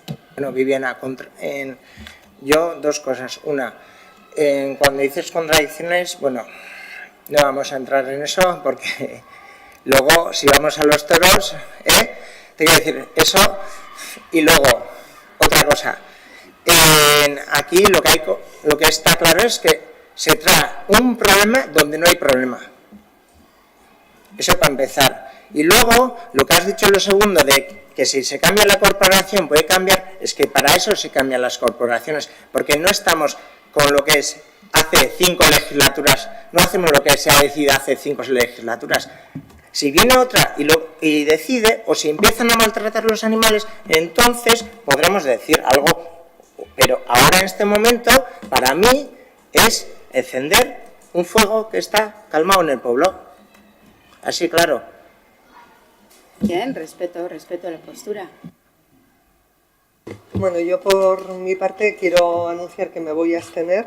Comparto gran parte de lo que se dice en la moción, consolidar el modelo de municipio libre de espectáculos y protección a los animales, además de reforzar la protección de la infancia, preservar las fiestas respetuosas. Pero bueno, sí que comparto lo que ha dicho Adur, ¿no? Creo que esto requiere que se haga pues, un estudio un poco más claro con la ciudadanía de Ordizia en alguna mesa para ver exactamente cómo dejar asentados estos principios que ya estamos llevando a cabo. Y por otra parte, dentro de la propia moción, lo que tampoco compartía es la instancia a otras entidades que ya tienen regulado el tema de comunidades autónomas, gobierno vasco y demás, a que se les insta a cómo tienen que trabajar, ¿no? Entonces creo que no nos debemos de meter ahí, pero bueno, comparto los otros dos motivos, los principales, por tanto me voy a abstener. Bozkatzea pasako da orduan aldeko bozkak. Aldeko bozka bat. Abstentzio. 8 eta kontrako bozkak 6. Bale, ez da onartuta geratzen mozio hau. 15. puntu. Udal talde sozialistak aurkeztutako mozioa San Juan auzoa jolas eta isieldegunez horniltzeko eskatuz.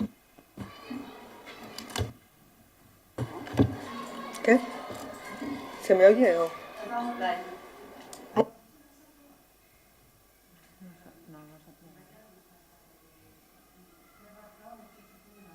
Claro, dice Viviana que si has dicho que no se aprueba la moción. Ah, bueno.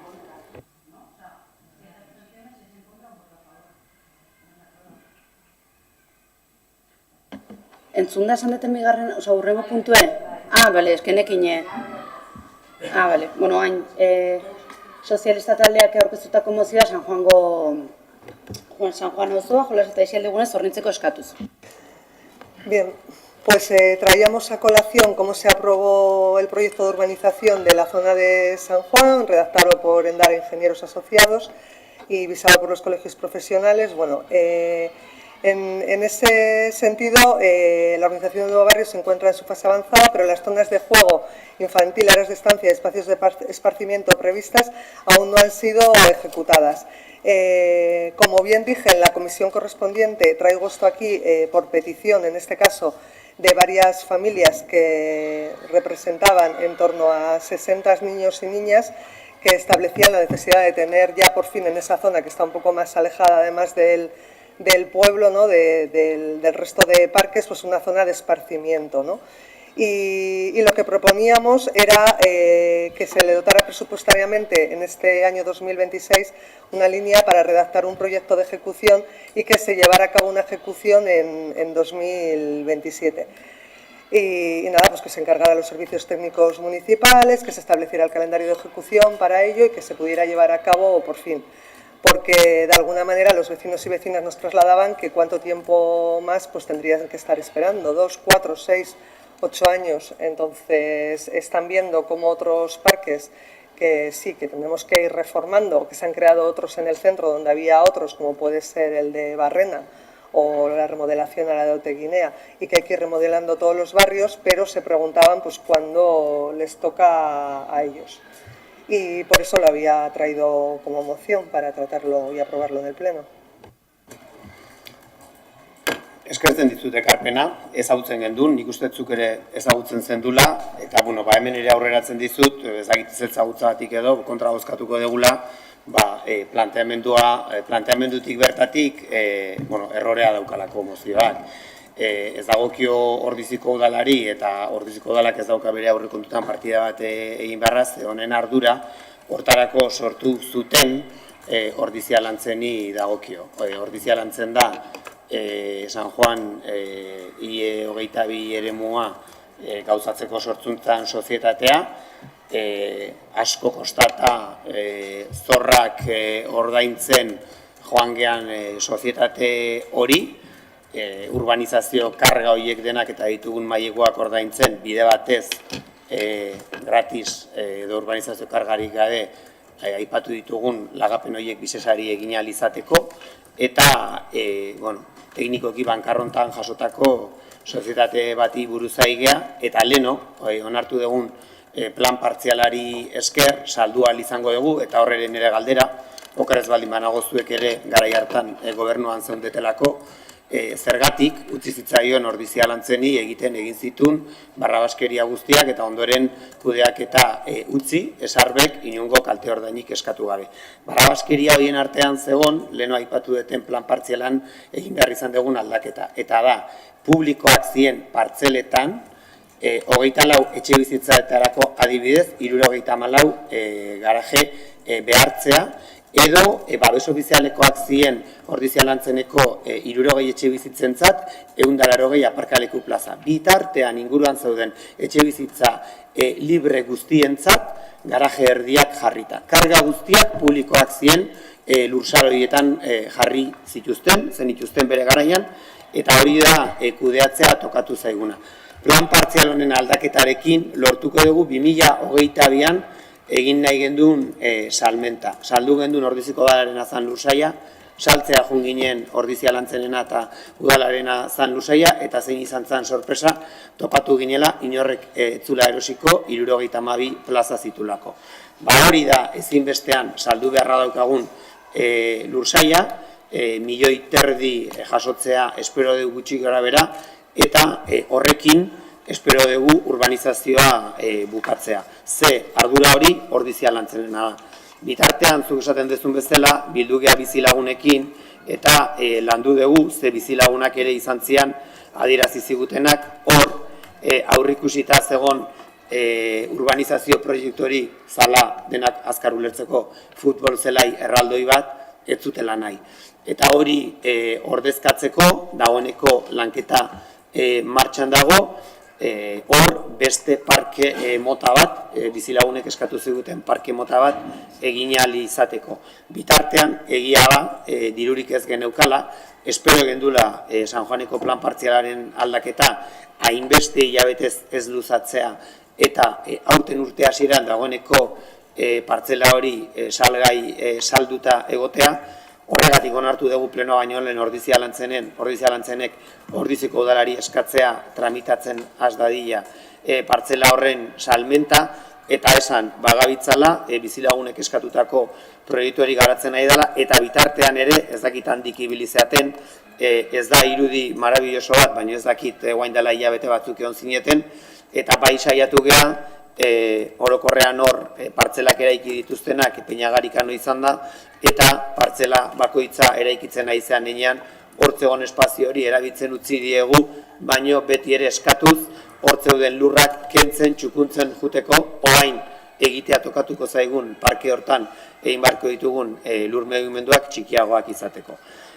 Onartu dugu leno, gure aurrikuspena da dagoeneko kontratazioan plegu horien lanketan daude, gaur onartu dugun horrekin plan partzialaren azkeneko onarpenarekin aurrikuspena da salmenta hori irailean martxan jartzea, lehenbailen diru sarrera horiek jasotzea eta ordurako edukiko dugu parkearen proiektua eta Ordizia Lantzenetik ikusiko dugu udalak lagundu beharko dio lan horiek lizitatzea. Hortarako udalak ez du bere aurrekontuan dirurik jarri beharko, diru hori Ordizia Lantzenek ordaindu beharko dulako partzela horren salmentarekin, gutxi gora bera urbanizazio proiektuak 500.000 euroko kostu bat aurrikusten zuen parke horren urbanizaziorako eta 500.000 horren bueltan izan barko da urbanizazio proiektuaren aldaketa. Horregatik, zentzu baten ez dago esan detelako, baizik eta ulertzen dugulako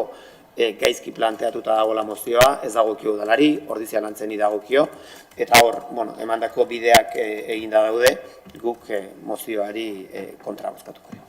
Guk mozio... Guk abstenitu ingo geha, ulertzen dugu 2023-2024 urten legealdia honen hasieran guk ere bageneuken kezka edo guregana ere etorri zen herritarrak eskatuz parkea nahi zutela edo erosi zituztenen etxoiek parke bat zijola eta orduan ez dago goratzen ondo toki gobernu baten edo lurralde batzorde baten onun baiten adieratze egun eskaera eta argitu zen egun guain bezala esan dakoa gainera zuk ondo esan dezun bezala dirue funtzan indemnizazio batzuk edo ordaintzeko ez zela diruik eta guain abstenitu gara baita hori alde batetik, baina gure abstentzia jok adierazkore parke hori nahi diula herritarrak edo eskatzen nahi dila eta gu horren alde ongela, zue bezala baita pentsatzen da, baina abstenitu ingo geha.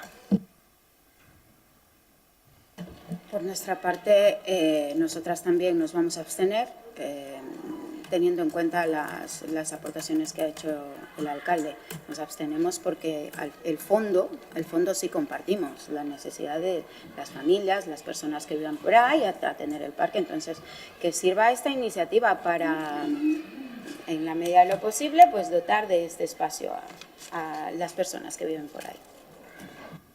Bueno, pues por mi parte, más allá de las cuestiones técnicas de a quién corresponde o no corresponde, me alegro que sirva para poder dar una explicación a los vecinos y vecinas que compartes que se les ha trasladado, pero por lo menos a mí, por eso lo indiqué ya en la propia comisión, lo traía porque eran muchísimas las familias, y niños y niñas, que decían no tener la información y que querían saber realmente si se iba a desarrollar y cuándo se iba a desarrollar, porque incluso, como expresé en la comisión, en algunas familias se estaba barajando la posibilidad de trasladarse fuera del domicilio, un poco por la dificultad de poder estar en zonas de esparcimiento con esos niños y niñas.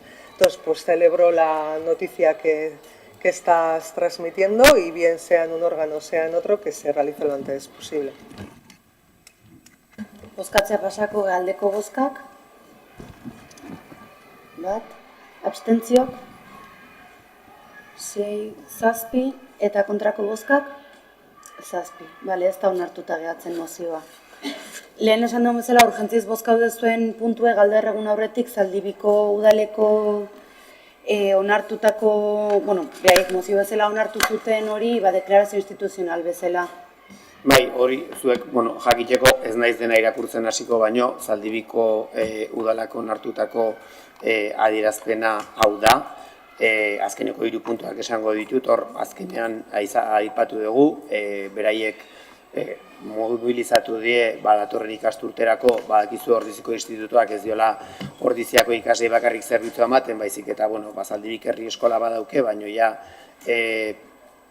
zikloz pasatzen dienean Ordizia etortzea egokitze zaie, eta hor, orain arte antza zeukaten garraio zerbitzua datorren urtean izango ez dutela jaso dute, eta ordun Zaldibiko udalbatzak honako adierazpena onartu zon, bertako nik uste gurasoak baita ere sustatuta, alde batetik Eusko Jaurlaritzari eskatzea berraztertzeko erabakiataren ondoren jabe egin dadila, Eusko Jaurlaritzari eskatzen dio baita irik dezala elkarrizketan inplikatutako familiekin guztikoentzat bidezkoagoa, seguruagoa eta koherenteagoa den konponbide bat bilatzeko, beharko balitz Zaldibiko udalare prest dago bitartekaritza lanak egiteko edo konponbideen alde lan egiteko, eta baita ere Zaldibiko udalatzak adierazten zuen herrian derrigorrezko bigarren hezkuntza zentrorik ez izan da, Jaurlaritzaren bete beharra dela aurrei eskola garraioa jartzea. Hezkuntzako eskubidea eta landa eremuan garapena oinarri izanik, zerbitzu publikoen aldeko borroka, ekimena batuko da udala baita ere, eta Eusko Jaurlaritzak murrizketa erabaki honetan atzera egin ezean. Orduan, guk bai uste dugu, guri bai dagokigula gure indar guztikin, adierazpen honekin bat egitea, baita ere Jaurlaritzari adieraztea hori hola izan dela, eta zuek jakin, Zaldibiko udalarekin ere harremanetan gaudela, aurreko asteen uztailak 13 izan zutela lakoan bilera, eta uste dut, aste honetan erantzutekotan gelditu ziela, eta antza ez dakit zein dan erantzuna, baino konponbide bat edo ez dakit 100% aurreko egoerara edo beste zerbait planteatu behar dietela eta hortan daudela. Orduan esandakoa, proposamena izango litzake Zaldibiko udalak jartzen duen hortan, moldatzea, baino bintzet gu atxikitzea Zaldibiko udalak indako adierazpen nontra.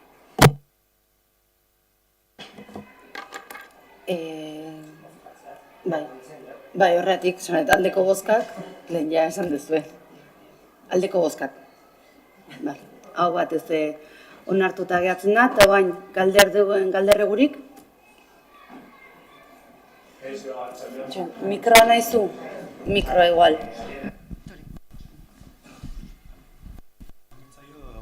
Bai, entzuna da.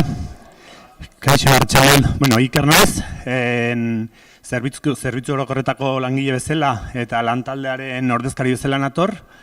Ez nator hitz egitea banain arteko gaietaz, baina nahiko genuke zuekin nola bizi dugun azken aldian garbiketaren zerbitzua konpartitu eta pixka bat testu bat irakurtzeko baimentxo bat eskatu nahiko genuke. Bai, eta azken aldean udaleko garbiketa eta montai zerbitzuaz asko hitz egiten denaren sensazioa dugu. Alderdi politikoen kanpaina politika, kale eta sareetan, alderdi politikoen kanpaina politika, kale eta sareetan herritarrak gaiaz hitz egiten, zaborra kaleetan, montaiak. Baina benetan, inor gutxi arduratzen da, zerbitzuaren egoera jakiteaz edo horrek nola eragiten gaituen pentsatzeaz. Horregatik, gaur, udauratza batera etortzea erabaki dugu. Zuei denoi, lehen pertsonan, gure egoeraren berri emateko eta zerbitzuaren beharrak adierazteko. Eta ez dugulako nahi, inungo kanpaina politikoaren parte izan nahi. Esan beharra daukagu, kanpainaren ondorioz, presio, begiroa eta kritika gehiago pairatzen ari gara. Egoera honek neke ezintasun eta desmotivazioa eragiten digu. Arazoen ardura guztia gure gainean jartzen ari delako sensazioa dugu, egiten dugu dena baloratu gabe. Ezin dugu aztu gu garela, zaborra jasotzen gabiltzanak urteko 495 egunetan. Ez duguna garbitzen. Garbi esan dugu, zaborraren gaia denon ardura dela, ez gure soilik. Alde batetik, herriko biztanle, bai zerbitzuen aldetik taberna eta dendareak zaborrarekin arduratxoak izan behar direla uste dugu. Udalaren aldetik, zabor kodeaketaren kontzientziazio kanpaina edo lanketa gehiago behar direla uste dugu. Udalak ere, kanpo zerbitzu doak eskaini ahal izateko, garbiketa eta montoiak, lorezaintza, igeltseritza, elektrikari edo zerbitzu ezberdinetako langile konboroak berpentsatu, antolatu eta indartu behar ditu. Azken alde honetan, herriaren egoera edo biztanleria handitzen baidoa. Zergatik dira hau? Gure zerbitzuaren radiografitxo bat egiten saiatuko naiz. Azken ere urteetan, gure zerbitzuaren balorazio aldaketa martxan jarri zenetik, non asteburuak egotean sartu ditugun, hiru urteko esperimentu baten gabetzera sentitzen dugu. Lan edo formula ezberdina probatuaz, baina zerbitzu bat emateko ezintasuna dago gure bizkar gainean. Uste dugu, bai, beharrezkoa dela gure plantilla indartzea. Zeren asteburuak zerbitzuan sartu direnetik ez zaizkigu kalkulak ateratzen. Zergatik dugu hau, alde batetik, asteburuan egiten den 3 pertsonako lan taldea deskantxo gala bermatu gertzaile legeak ezartzen duen bezala. Ondorien, gure egotean, lankarga oso handia dagoen momentuan, oporrak hartzeko ongarria erekoa ditugu. Bi aste uztailean, bi aste irailean, bi aste gauetan, kontziliazio momentu garrantzitsuenetan ezintasunak edo oporragoen pilaketak sortzen direlarik. Horretaz aparte, oporrak ez dira ordezkatzen, eta askotan bajak ordezkatzea Horretaz aparte, oporrak ez dira ordezkatzen, eta askotan bajak ordezkatzeko epeak luzeegiak izaten dira. Horregatik, lanpoltsare propioaren beharra garbi dugu. Apiriletik azarora, garbiketaz aparte, herriko ekitaldea ezberdina montoiaz arduratzen gara. Alde horretan, herriko jarduera nabarmen egiten du gora, eta ondorioz garbiketaren eta zaborraren kudeaketa gora egiten du ere. Urteko 6 hilabetetan, asteburuetan, lankarga autua daukagun garaia izan da, errealitate ezberdinak elkartzen dira gure lana zailago egiten dutenak. Oporrak hartzeko bera da, langileen kopora murriztu egiten da, taldean bajari badago eta bar, gainera asteburutako taldearen atxeden lanaldearekin badator, plantilla nabarmena gorrizten da. Montoiak lehen etxe behar diren egoera honetan, garbiketa zerbitzua egoera egiten da, eta garbi eskaini bezalako egun denbora asko jetxiaz. Askotan, garbiketa zerbitzuaren eureko 75 bakarrik egiten dugu. Egoera hauek denbora guztioan ezin egotea dakar, herria ezin garbi lantogu. Hau batek, zerbitzu bategatiko garbiketa eta montoi zerbitzuan, pertsona gehiago behar dugula garbi dugu. Horregatik, gure eskaera, 2027ko urtea hasi aurretik, plantilla aldatzea eskatzen dizuegu. Lan egotegiaren antolaketa pentsatzen hasi aurretik. Halaber, talde politiko guztien aldetik ere, garbiketako langilei babes publikoa eskatu nahi dizuegu, sasietaren kasuan egin den bezala. Gure eskaera kontuan izango dezulakoan, gure prestutasun oso erakutsi nahi dugu gaia lantzeko eta irtenbideak bilatzeko zerbitzua hobetzeko. Edozer gauzetarako hemen gaude, hau udal zerbitzutako talde osoaren izenean dijoa eta baita langile batzordearen izenean. Eta, kopiatxo bat zuizio bakoitzai... Eskerrik asko ikerri idazkariari utzi duzu kopia bat, bese zaktan jasotzeko. Banatu behi bestelare bai nahi baino aktan jasota gelitzen.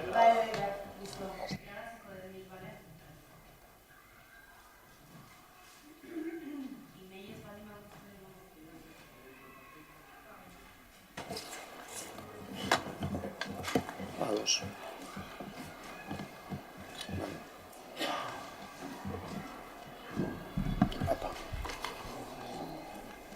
Beste galderre guri? Ez dakit beste galderre gurik edo da, bai, Arantxa, bai. Badirudi, nire tukatzen taitela amaiera amatea aipatu dan guztiari.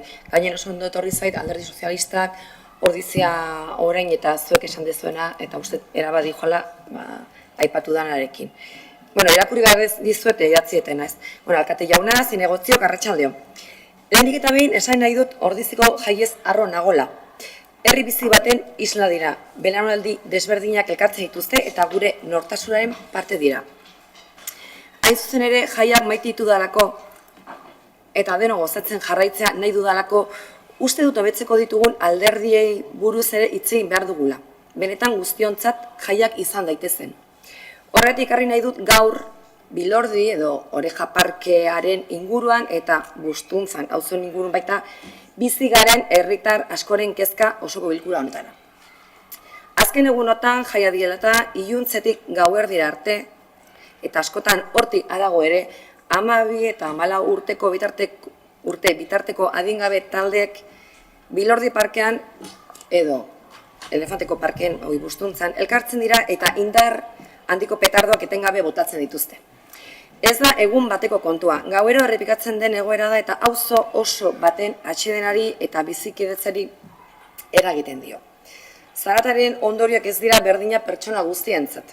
Auzoan bizi diren atseden hartu behar duten adinekoak, gaixoak, haur txikiak dituzten familiek, autismoaren espektruko nahasmendua edo zaratekiko sentikortasun berezi duten pertsonak, biharamunean lanera joan behar duten herritarrak neonek, eta etxeko animalik ere, zenen animalik ere etxean baditugu eta ez ditugu ondo zaintzen ditugu, behintzat saiatzen ga ondo zaintzen. Bueno, jarraitzen dut. Baina nik ezka ez da zarataren mugatzen. Ikusi dugu petardoak espaloi batetik bestera jaurtitzen direla. Komun publikoen estalkira botatzen direla eta are larriago dena, liburu trukeko armaiuti liburuak hartu eta su txikiak egiteko erabiltzen dituztela. Atzo gauen, grabaketa batzuk ditu, gauero grabatzen ditut. Baina kontu handi eukitzen dut zen umen arpeik ez ditu grabatzen bazpare. Jarraitzen dut. Bilordi Parkeko belarra eta landarira guztiz dilertuta daude. Jokabide horiek sute arrisku argia sortzen dute eta arriskuan jartzen dituzte adingabeak, auzoko bizilagunak eta udaren ondarea. Gainera, auzotarrok babes gabetasun sentsazioa dugu. Nire kasun, eta hala da, 6 aldiz deitu behar izan diot udaltzaingoari esku ardezan. Eskertzen dut egiten duten lana, baina arazoa gauetik gauera berriro errepikatzen ari da. Orduan, ez dut zalantzan jartzen adingabek jaiak gozatzeko duten eskubidea. Are gehiago, helduan ardura da jaiak modu osasuntsuan eta seguruan bizitzen laguntzea. Ez dut uste arazo hau udaltzaingoarena bakarri denik. Guztion ardura ere bada familiarena, hezitzaiena eta udararena. Adingabei askatasuna erakutsi behar diegu, baina baita askatasun horrek errespetua eta erantzunkizuna ere eskatzen dituela. Horregatik, aurtengo jaietako leloari heldu nahi nioke, aske bizi. Oso lelo ederra iruditzen zait, baina hausnartu egin beharko genuke benetan zer esan nahi duen. Askatasuna eta errespetua ez dira kontrajarraiak, elkar osatzen dute. Aske bizitzea ez da bakoitza nahi duena egitea. Aske bizitzea da aurrek kalean jolastu ahal izatea, gaztek eta adingabek jaiak segurtasunez gozatzea. Adineko batek etxean atseden hartu ahal izatea. Gaixo batek lasaitasunez sendatzea, familia batek bere seme-alabak lasaitasunez oheratu ahal izatea, zaraterikiko sentikortasuna duen pertsona batek lasai bizi ahal izatea, biharamunean lanera joan behar dugunok lo egin ahal izatea eta etxeko animaliek etengabeko leherketarik ez pairatzea. Eta bukatzen dut. Batzuen askatasuna ezin da besten atsedenaren, segurtasunaren eta bizikaitatearen kontura eraiki. Horregatik galdetu nahi diot udal gobernuari egoera honen berri baldu, zen neurri aurreikusten ditu udal gobernuak egoera hau berriro gerta ez dadin, indartuko alda udaltzaingoaren presentzia Bilordi eta Bustuntzako Elefanteko Parkearen inguruan jaietako gauetan, petardoen erabilera arriskua kontrolatzeko neurri zehatzi hartuko alda, ez ezagu istripu bat gertatu arte itxaron. Prebentzioa inbertitzen den guztia beti izango da istripu baten ondorioa konpontzen gastatu beharko litzakeena, baino askoz txikigoa. Amaitzeko, aske bizi bain, baina denok aske bizi. Aske bizitzea ez baitu hoien gehien egiten duen irabaztea. Aske bizitzea da denok elkar respetatuz jaiak partekatu ahal izatea. Horixe nire ustez, hau da nire hitzi pertsonala, aske bizi leloak benetan esan nahi duena. Da horixe da ordizi merezi duen eredua. Eskerrik asko eta jaion batzuk izan. Eskerrik asko, Arantxa. Bai, oso konstiente gea, egia da urtez urte areagotzen den arazo badala. Gehiago esango nizuke, azkeneko urtetan komun publikoak ere itxi behar izan ditugu, ze komun barruan botatzen dituzte eta ez dakitzen batetan lertu dituzten ja komunontzik. Udaltzaingoarekin aurreko asteburuan bai, baina ikusita aurreko asteburuko egoera bai bildu gea eta bai planteatu dugu alde batetik jarraipen zehatza egitea, baina beste alde batetik ere postu guztietatik pasatzea, ezin da, eta gutxiago adintxikikoei ezin zaizkie elementu horiek saldu, eta, halako probak edo topatzen baldin baditugu, benetan produktu horiek saltzen ari diala, ikusi beharko dugu ere ze zigor espediente hasi behar ditugun, baina hemen ere deialdi bat, ze askotan jarraipen hortan ikusten dugu gurasoak, aitak, amak diela behaien semeei, semalabei, erosten nahi zaizkienak elementu hauek. Orduan, ados nago zurekin, guri bai dagokigu jarraipen zorrotzagoa eta zehatzagoa egitea, baina zentzuntan arazoa haratago doa, eta bai oso konstiente naiz, batez ere zuen eremuan arazoa benetan iristen nahi dela, maila batzuta ezakit geroz eta potentzia handi gokok dian edo zagertatzen nahi da, baina bai iristen ari dela oso jasanezina izateko egoera batea, eta guantxe bertan bai jakin nahiko genuke gai gean argitzeko edo jakiteko nun erosten dituzten, nun dagoen iturria petardo hauena, ea iturria itxita zerbait lortzen dugu. Hori hola dara, adur, baina uste gauz gehiago daudela.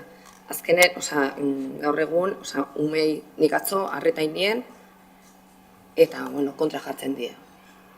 Orduan, esan eman hau, zuen gurasoi esan, zuetako baten harrapatzen baldin ugaltzenko edo hortzan harrapatzen baldin badu, isunak gurasoi jongo zaien. Nik uste hor, ezeketa falta badaukagula. Eta guri, zati baten dagokigu, ez? Udala bezala, baina, gertatzen nahi dena da lotxagarri.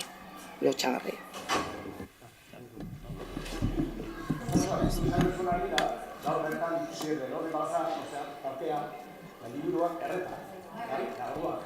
Eta teiatu baita liburuak, moduan. Aurko zera zen duzuke, kesak pasan dikaten, kendu liburuak, zer izan, dana ingurute erre, eta ingurtuzte hasiko. Kesatzen bala. Egin zutan, Izan baina, ardu horrela izan diot, arrezia diotu gaina, eta hori niri iragin.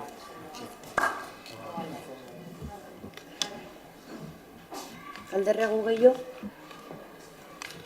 No, yo simplemente en relación a la intervención que ha hecho Iker, yo quería dejar de manifiesto que, según habíamos manifestado, hemos pedido en la Junta de Gobierno una solicitud en cuanto a la situación actual, presente, pero también futura, un poco de estructura del tema de recursos humanos, porque lo uno también a nuestra posición en cuando se votaron los presupuestos. O sea, no solo se crean las buenas ideas y las líneas en los presupuestos, sino que una de las cosas que planteábamos a la hora de votar los presupuestos es que tenía que ser factible luego poder ejecutarlos. Entonces, se puede destinar un dinero a limpieza, pero luego se tiene que poder ejecutar. Entonces, sí que hemos pedido en la Junta de Gobierno una solicitud de todo el tema de recursos humanos, de cómo están, de bajas, de absentismo, de necesidades, etcétera, de posibles jubilaciones, para ver que no se queden esos huecos vacíos.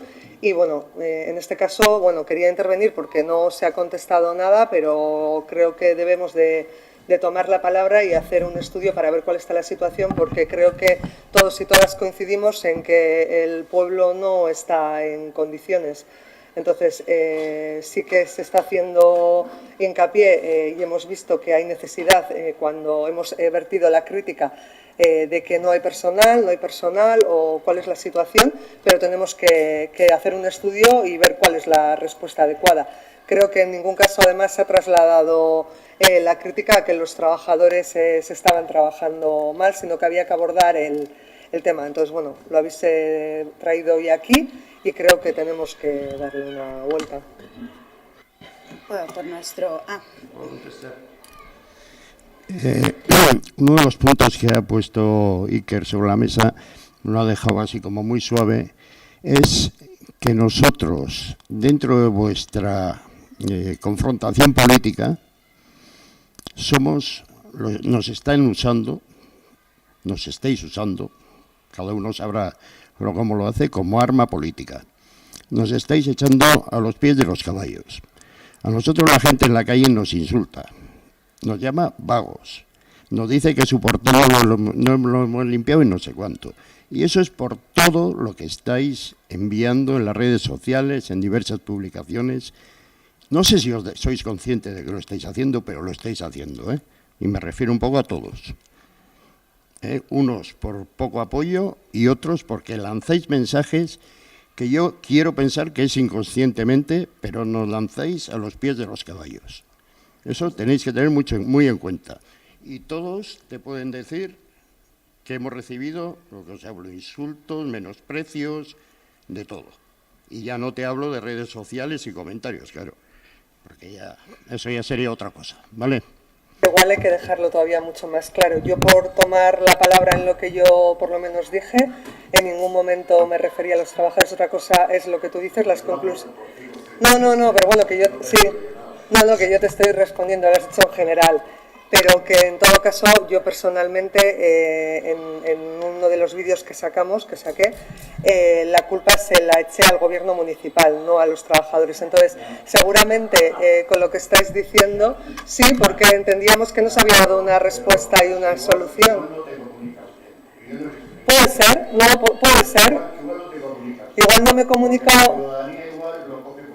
Igual no es que... Sí, no, por eso te escucho y te digo que seguramente faltó la coletilla respecto a lo que queríamos decir con lo que estás diciendo de exculpando a los trabajadores. Entonces te tomo la palabra, en todo caso no lo hemos dicho expresamente y eso sí. Y es verdad que luego la interpretación de las personas, cada uno en su mosqueo, puede echar la culpa a quien le dé la gana. Entonces no era nuestra intención que pagarais el pato y tomamos buena nota de lo que estás trasladando porque me parece importante. Yo, mira... Sí. Pues en nuestro caso... En nuestro caso yo también te traslado para que veas la realidad nuestra desde nuestro lado, que a mí personalmente, sin estar gobernando, me paran por la calle y me exigen que tengo que dar respuesta a una cosa que no está más en mi mano. Entonces creo que al final estamos un poco pagando el pato todos. Lo que sí que creo que todos coincidimos en que no se está llegando, o sea, creo que tenemos que centrarnos en lo que no llegamos y desde luego aprender de lo que estáis diciendo para que no caiga sobre vuestras espaldas todo esto y ver cómo buscamos una solución. Por lo menos es lo que yo puedo aportar y disculpar. De acuerdo. Pues yo por lo menos tomo nota. Vale. Bueno, nosotras por nuestra parte, lo primero que creemos que además es muy importante decirlo, muchas gracias por estar aquí. Valoramos, de verdad que valoramos vuestro tiempo, que os hayáis quedado en esta sesión más de 2 horas. Me imagino que después de vuestra jornada laboral, con el tiempo que está haciendo ahora mismo, pasando el calor que estamos pasando aquí todas, pues eso lo valoramos, pero además y personalmente de manera muy sincera. Muchas gracias por venir, por trasladarnos todas estas peticiones que hacéis. Nosotras tomamos nota. Quiero dejar de antemano claro que a nosotras nos podéis contactar cuando queráis. No hace falta, pero aunque estáis en vuestro derecho de venir hasta aquí, pero no hace falta que os peguéis 2 horas con este tiempo, que es importante, pero si os podemos ayudar al menos con gestionar mejor este espacio, pues que nos podéis llamar en cualquier momento, que estamos a disposición y no. Nuestro grupo, si por algo se ha caracterizado aquí, es por eso, por hablar las cosas de manera clara. Y trasladamos, ya os digo, un apoyo absoluto a toda la plantilla y pues nos pondremos a valorar las propuestas que traéis y por supuesto que estamos abiertas al 100%, junto con el grupo de gobierno y con todos los grupos que quieran trabajar, a trabajar para poder resolver toda esta problemática que estáis exponiendo el día de hoy. Eta behitu gauza, eta esan zuek garbi daukezue Ikerrekin eta, horko jende askokin harremana dauket. Ni hemen egon itzen Torrean goran eta hauek labeko eta elako delegatu bezala juntzen gure ondoa, itzen deu asko gaietaz, eta bakitzen dan, transmititu dezu ezen dan egoera, eta guk salatu deuna, edo esan deuna, beti, igual oker ulertu daike edo, bai. Baina guk beti garbi geneuken zala indartzea zerbitzue, eta de hecho, guk Bildurekin egindako akordion, beraiek baita, 9. puntue, eta akordioa da, daukeu, zerbitzue indartzea. Da, zerbitzue indartu da akordioa, lortu dakoa. Hori. Eta nik beti, kalen, herritar askok eta askok gelditzen diatenen, eske ez dute garbitzen markatu, baino nik beti arpegia ateatzen diet, uda langile guztiri. Eta hori, esan jendei. Gero, nik berdintzat, nik ze pentsatzeten. Nik imarrauket langilei hemengoi arpia bate bai zuei, edo bai idazkariri, edo bai arkitektoi erabaki bat hartzen bado, herritarren aurren. Gero jungarez bere gana esatea, hau ez dezuin ondo hau, baina bintzet herritarren aurren arpia ateatzateo bestela, zuk esan dezuna, herritarrak zuen gainete jartzen die. Komunikatu garbi jartzea langilei sartzeko zatik, herrian bai, esango jo jendeai, komunikatola publikoa esan gu defendituz, digo jartzai hori, digo jartzai gela atatzea zuen grupoi, komunikatu garramat esan ez, langilea ez dutu kulpa, ez kalean esatei, etortze zaiken gara gu defenditu, digo publikoak defenditu, hemen esan duda. Ne ustetan, Zuek bai, Nik ikusten dut, akorde hortan, hori publikoa da. Yo, lo que he dicho, otra vez decirlo. Un apoyo público queremos. Micro.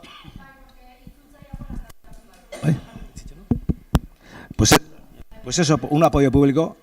Porque en tu grupo hay uno que no nos apoya, así claro te lo digo, ¿vale? Lo dejo. Bueno.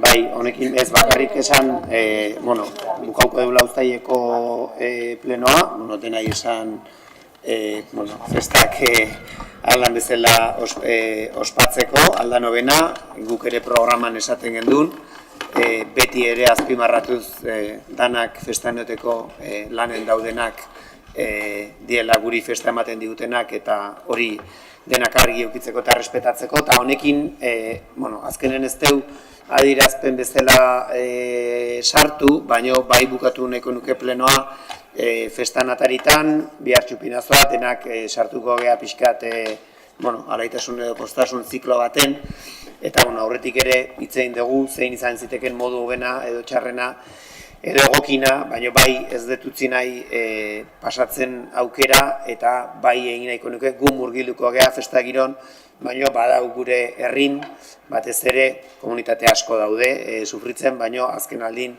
Venezuelar komunitatea bertan gertatutako bai lurrikarek eragindako triskantza eta gero, asko oraindik ere senide familia arteko talagunak galduta, azaldu gabe, eta ustet, gu festan sartuko gea, baina nik ustet udalbatza guztien izenen, bai adierazi nahi gendula, batez ere, ordiziarren festan atari honetan bintzet, beraiekiko gogorazpen hau, eta elkartasun adierazpen bat, naiz eta gu postasunean murgilduko gean, beraiei behintzet elkartasun keinu bat bidali ulertzen dugulako ez diela garai erresak bizitzen nahi denak. Eta hori izan da, ondo pasa santanek.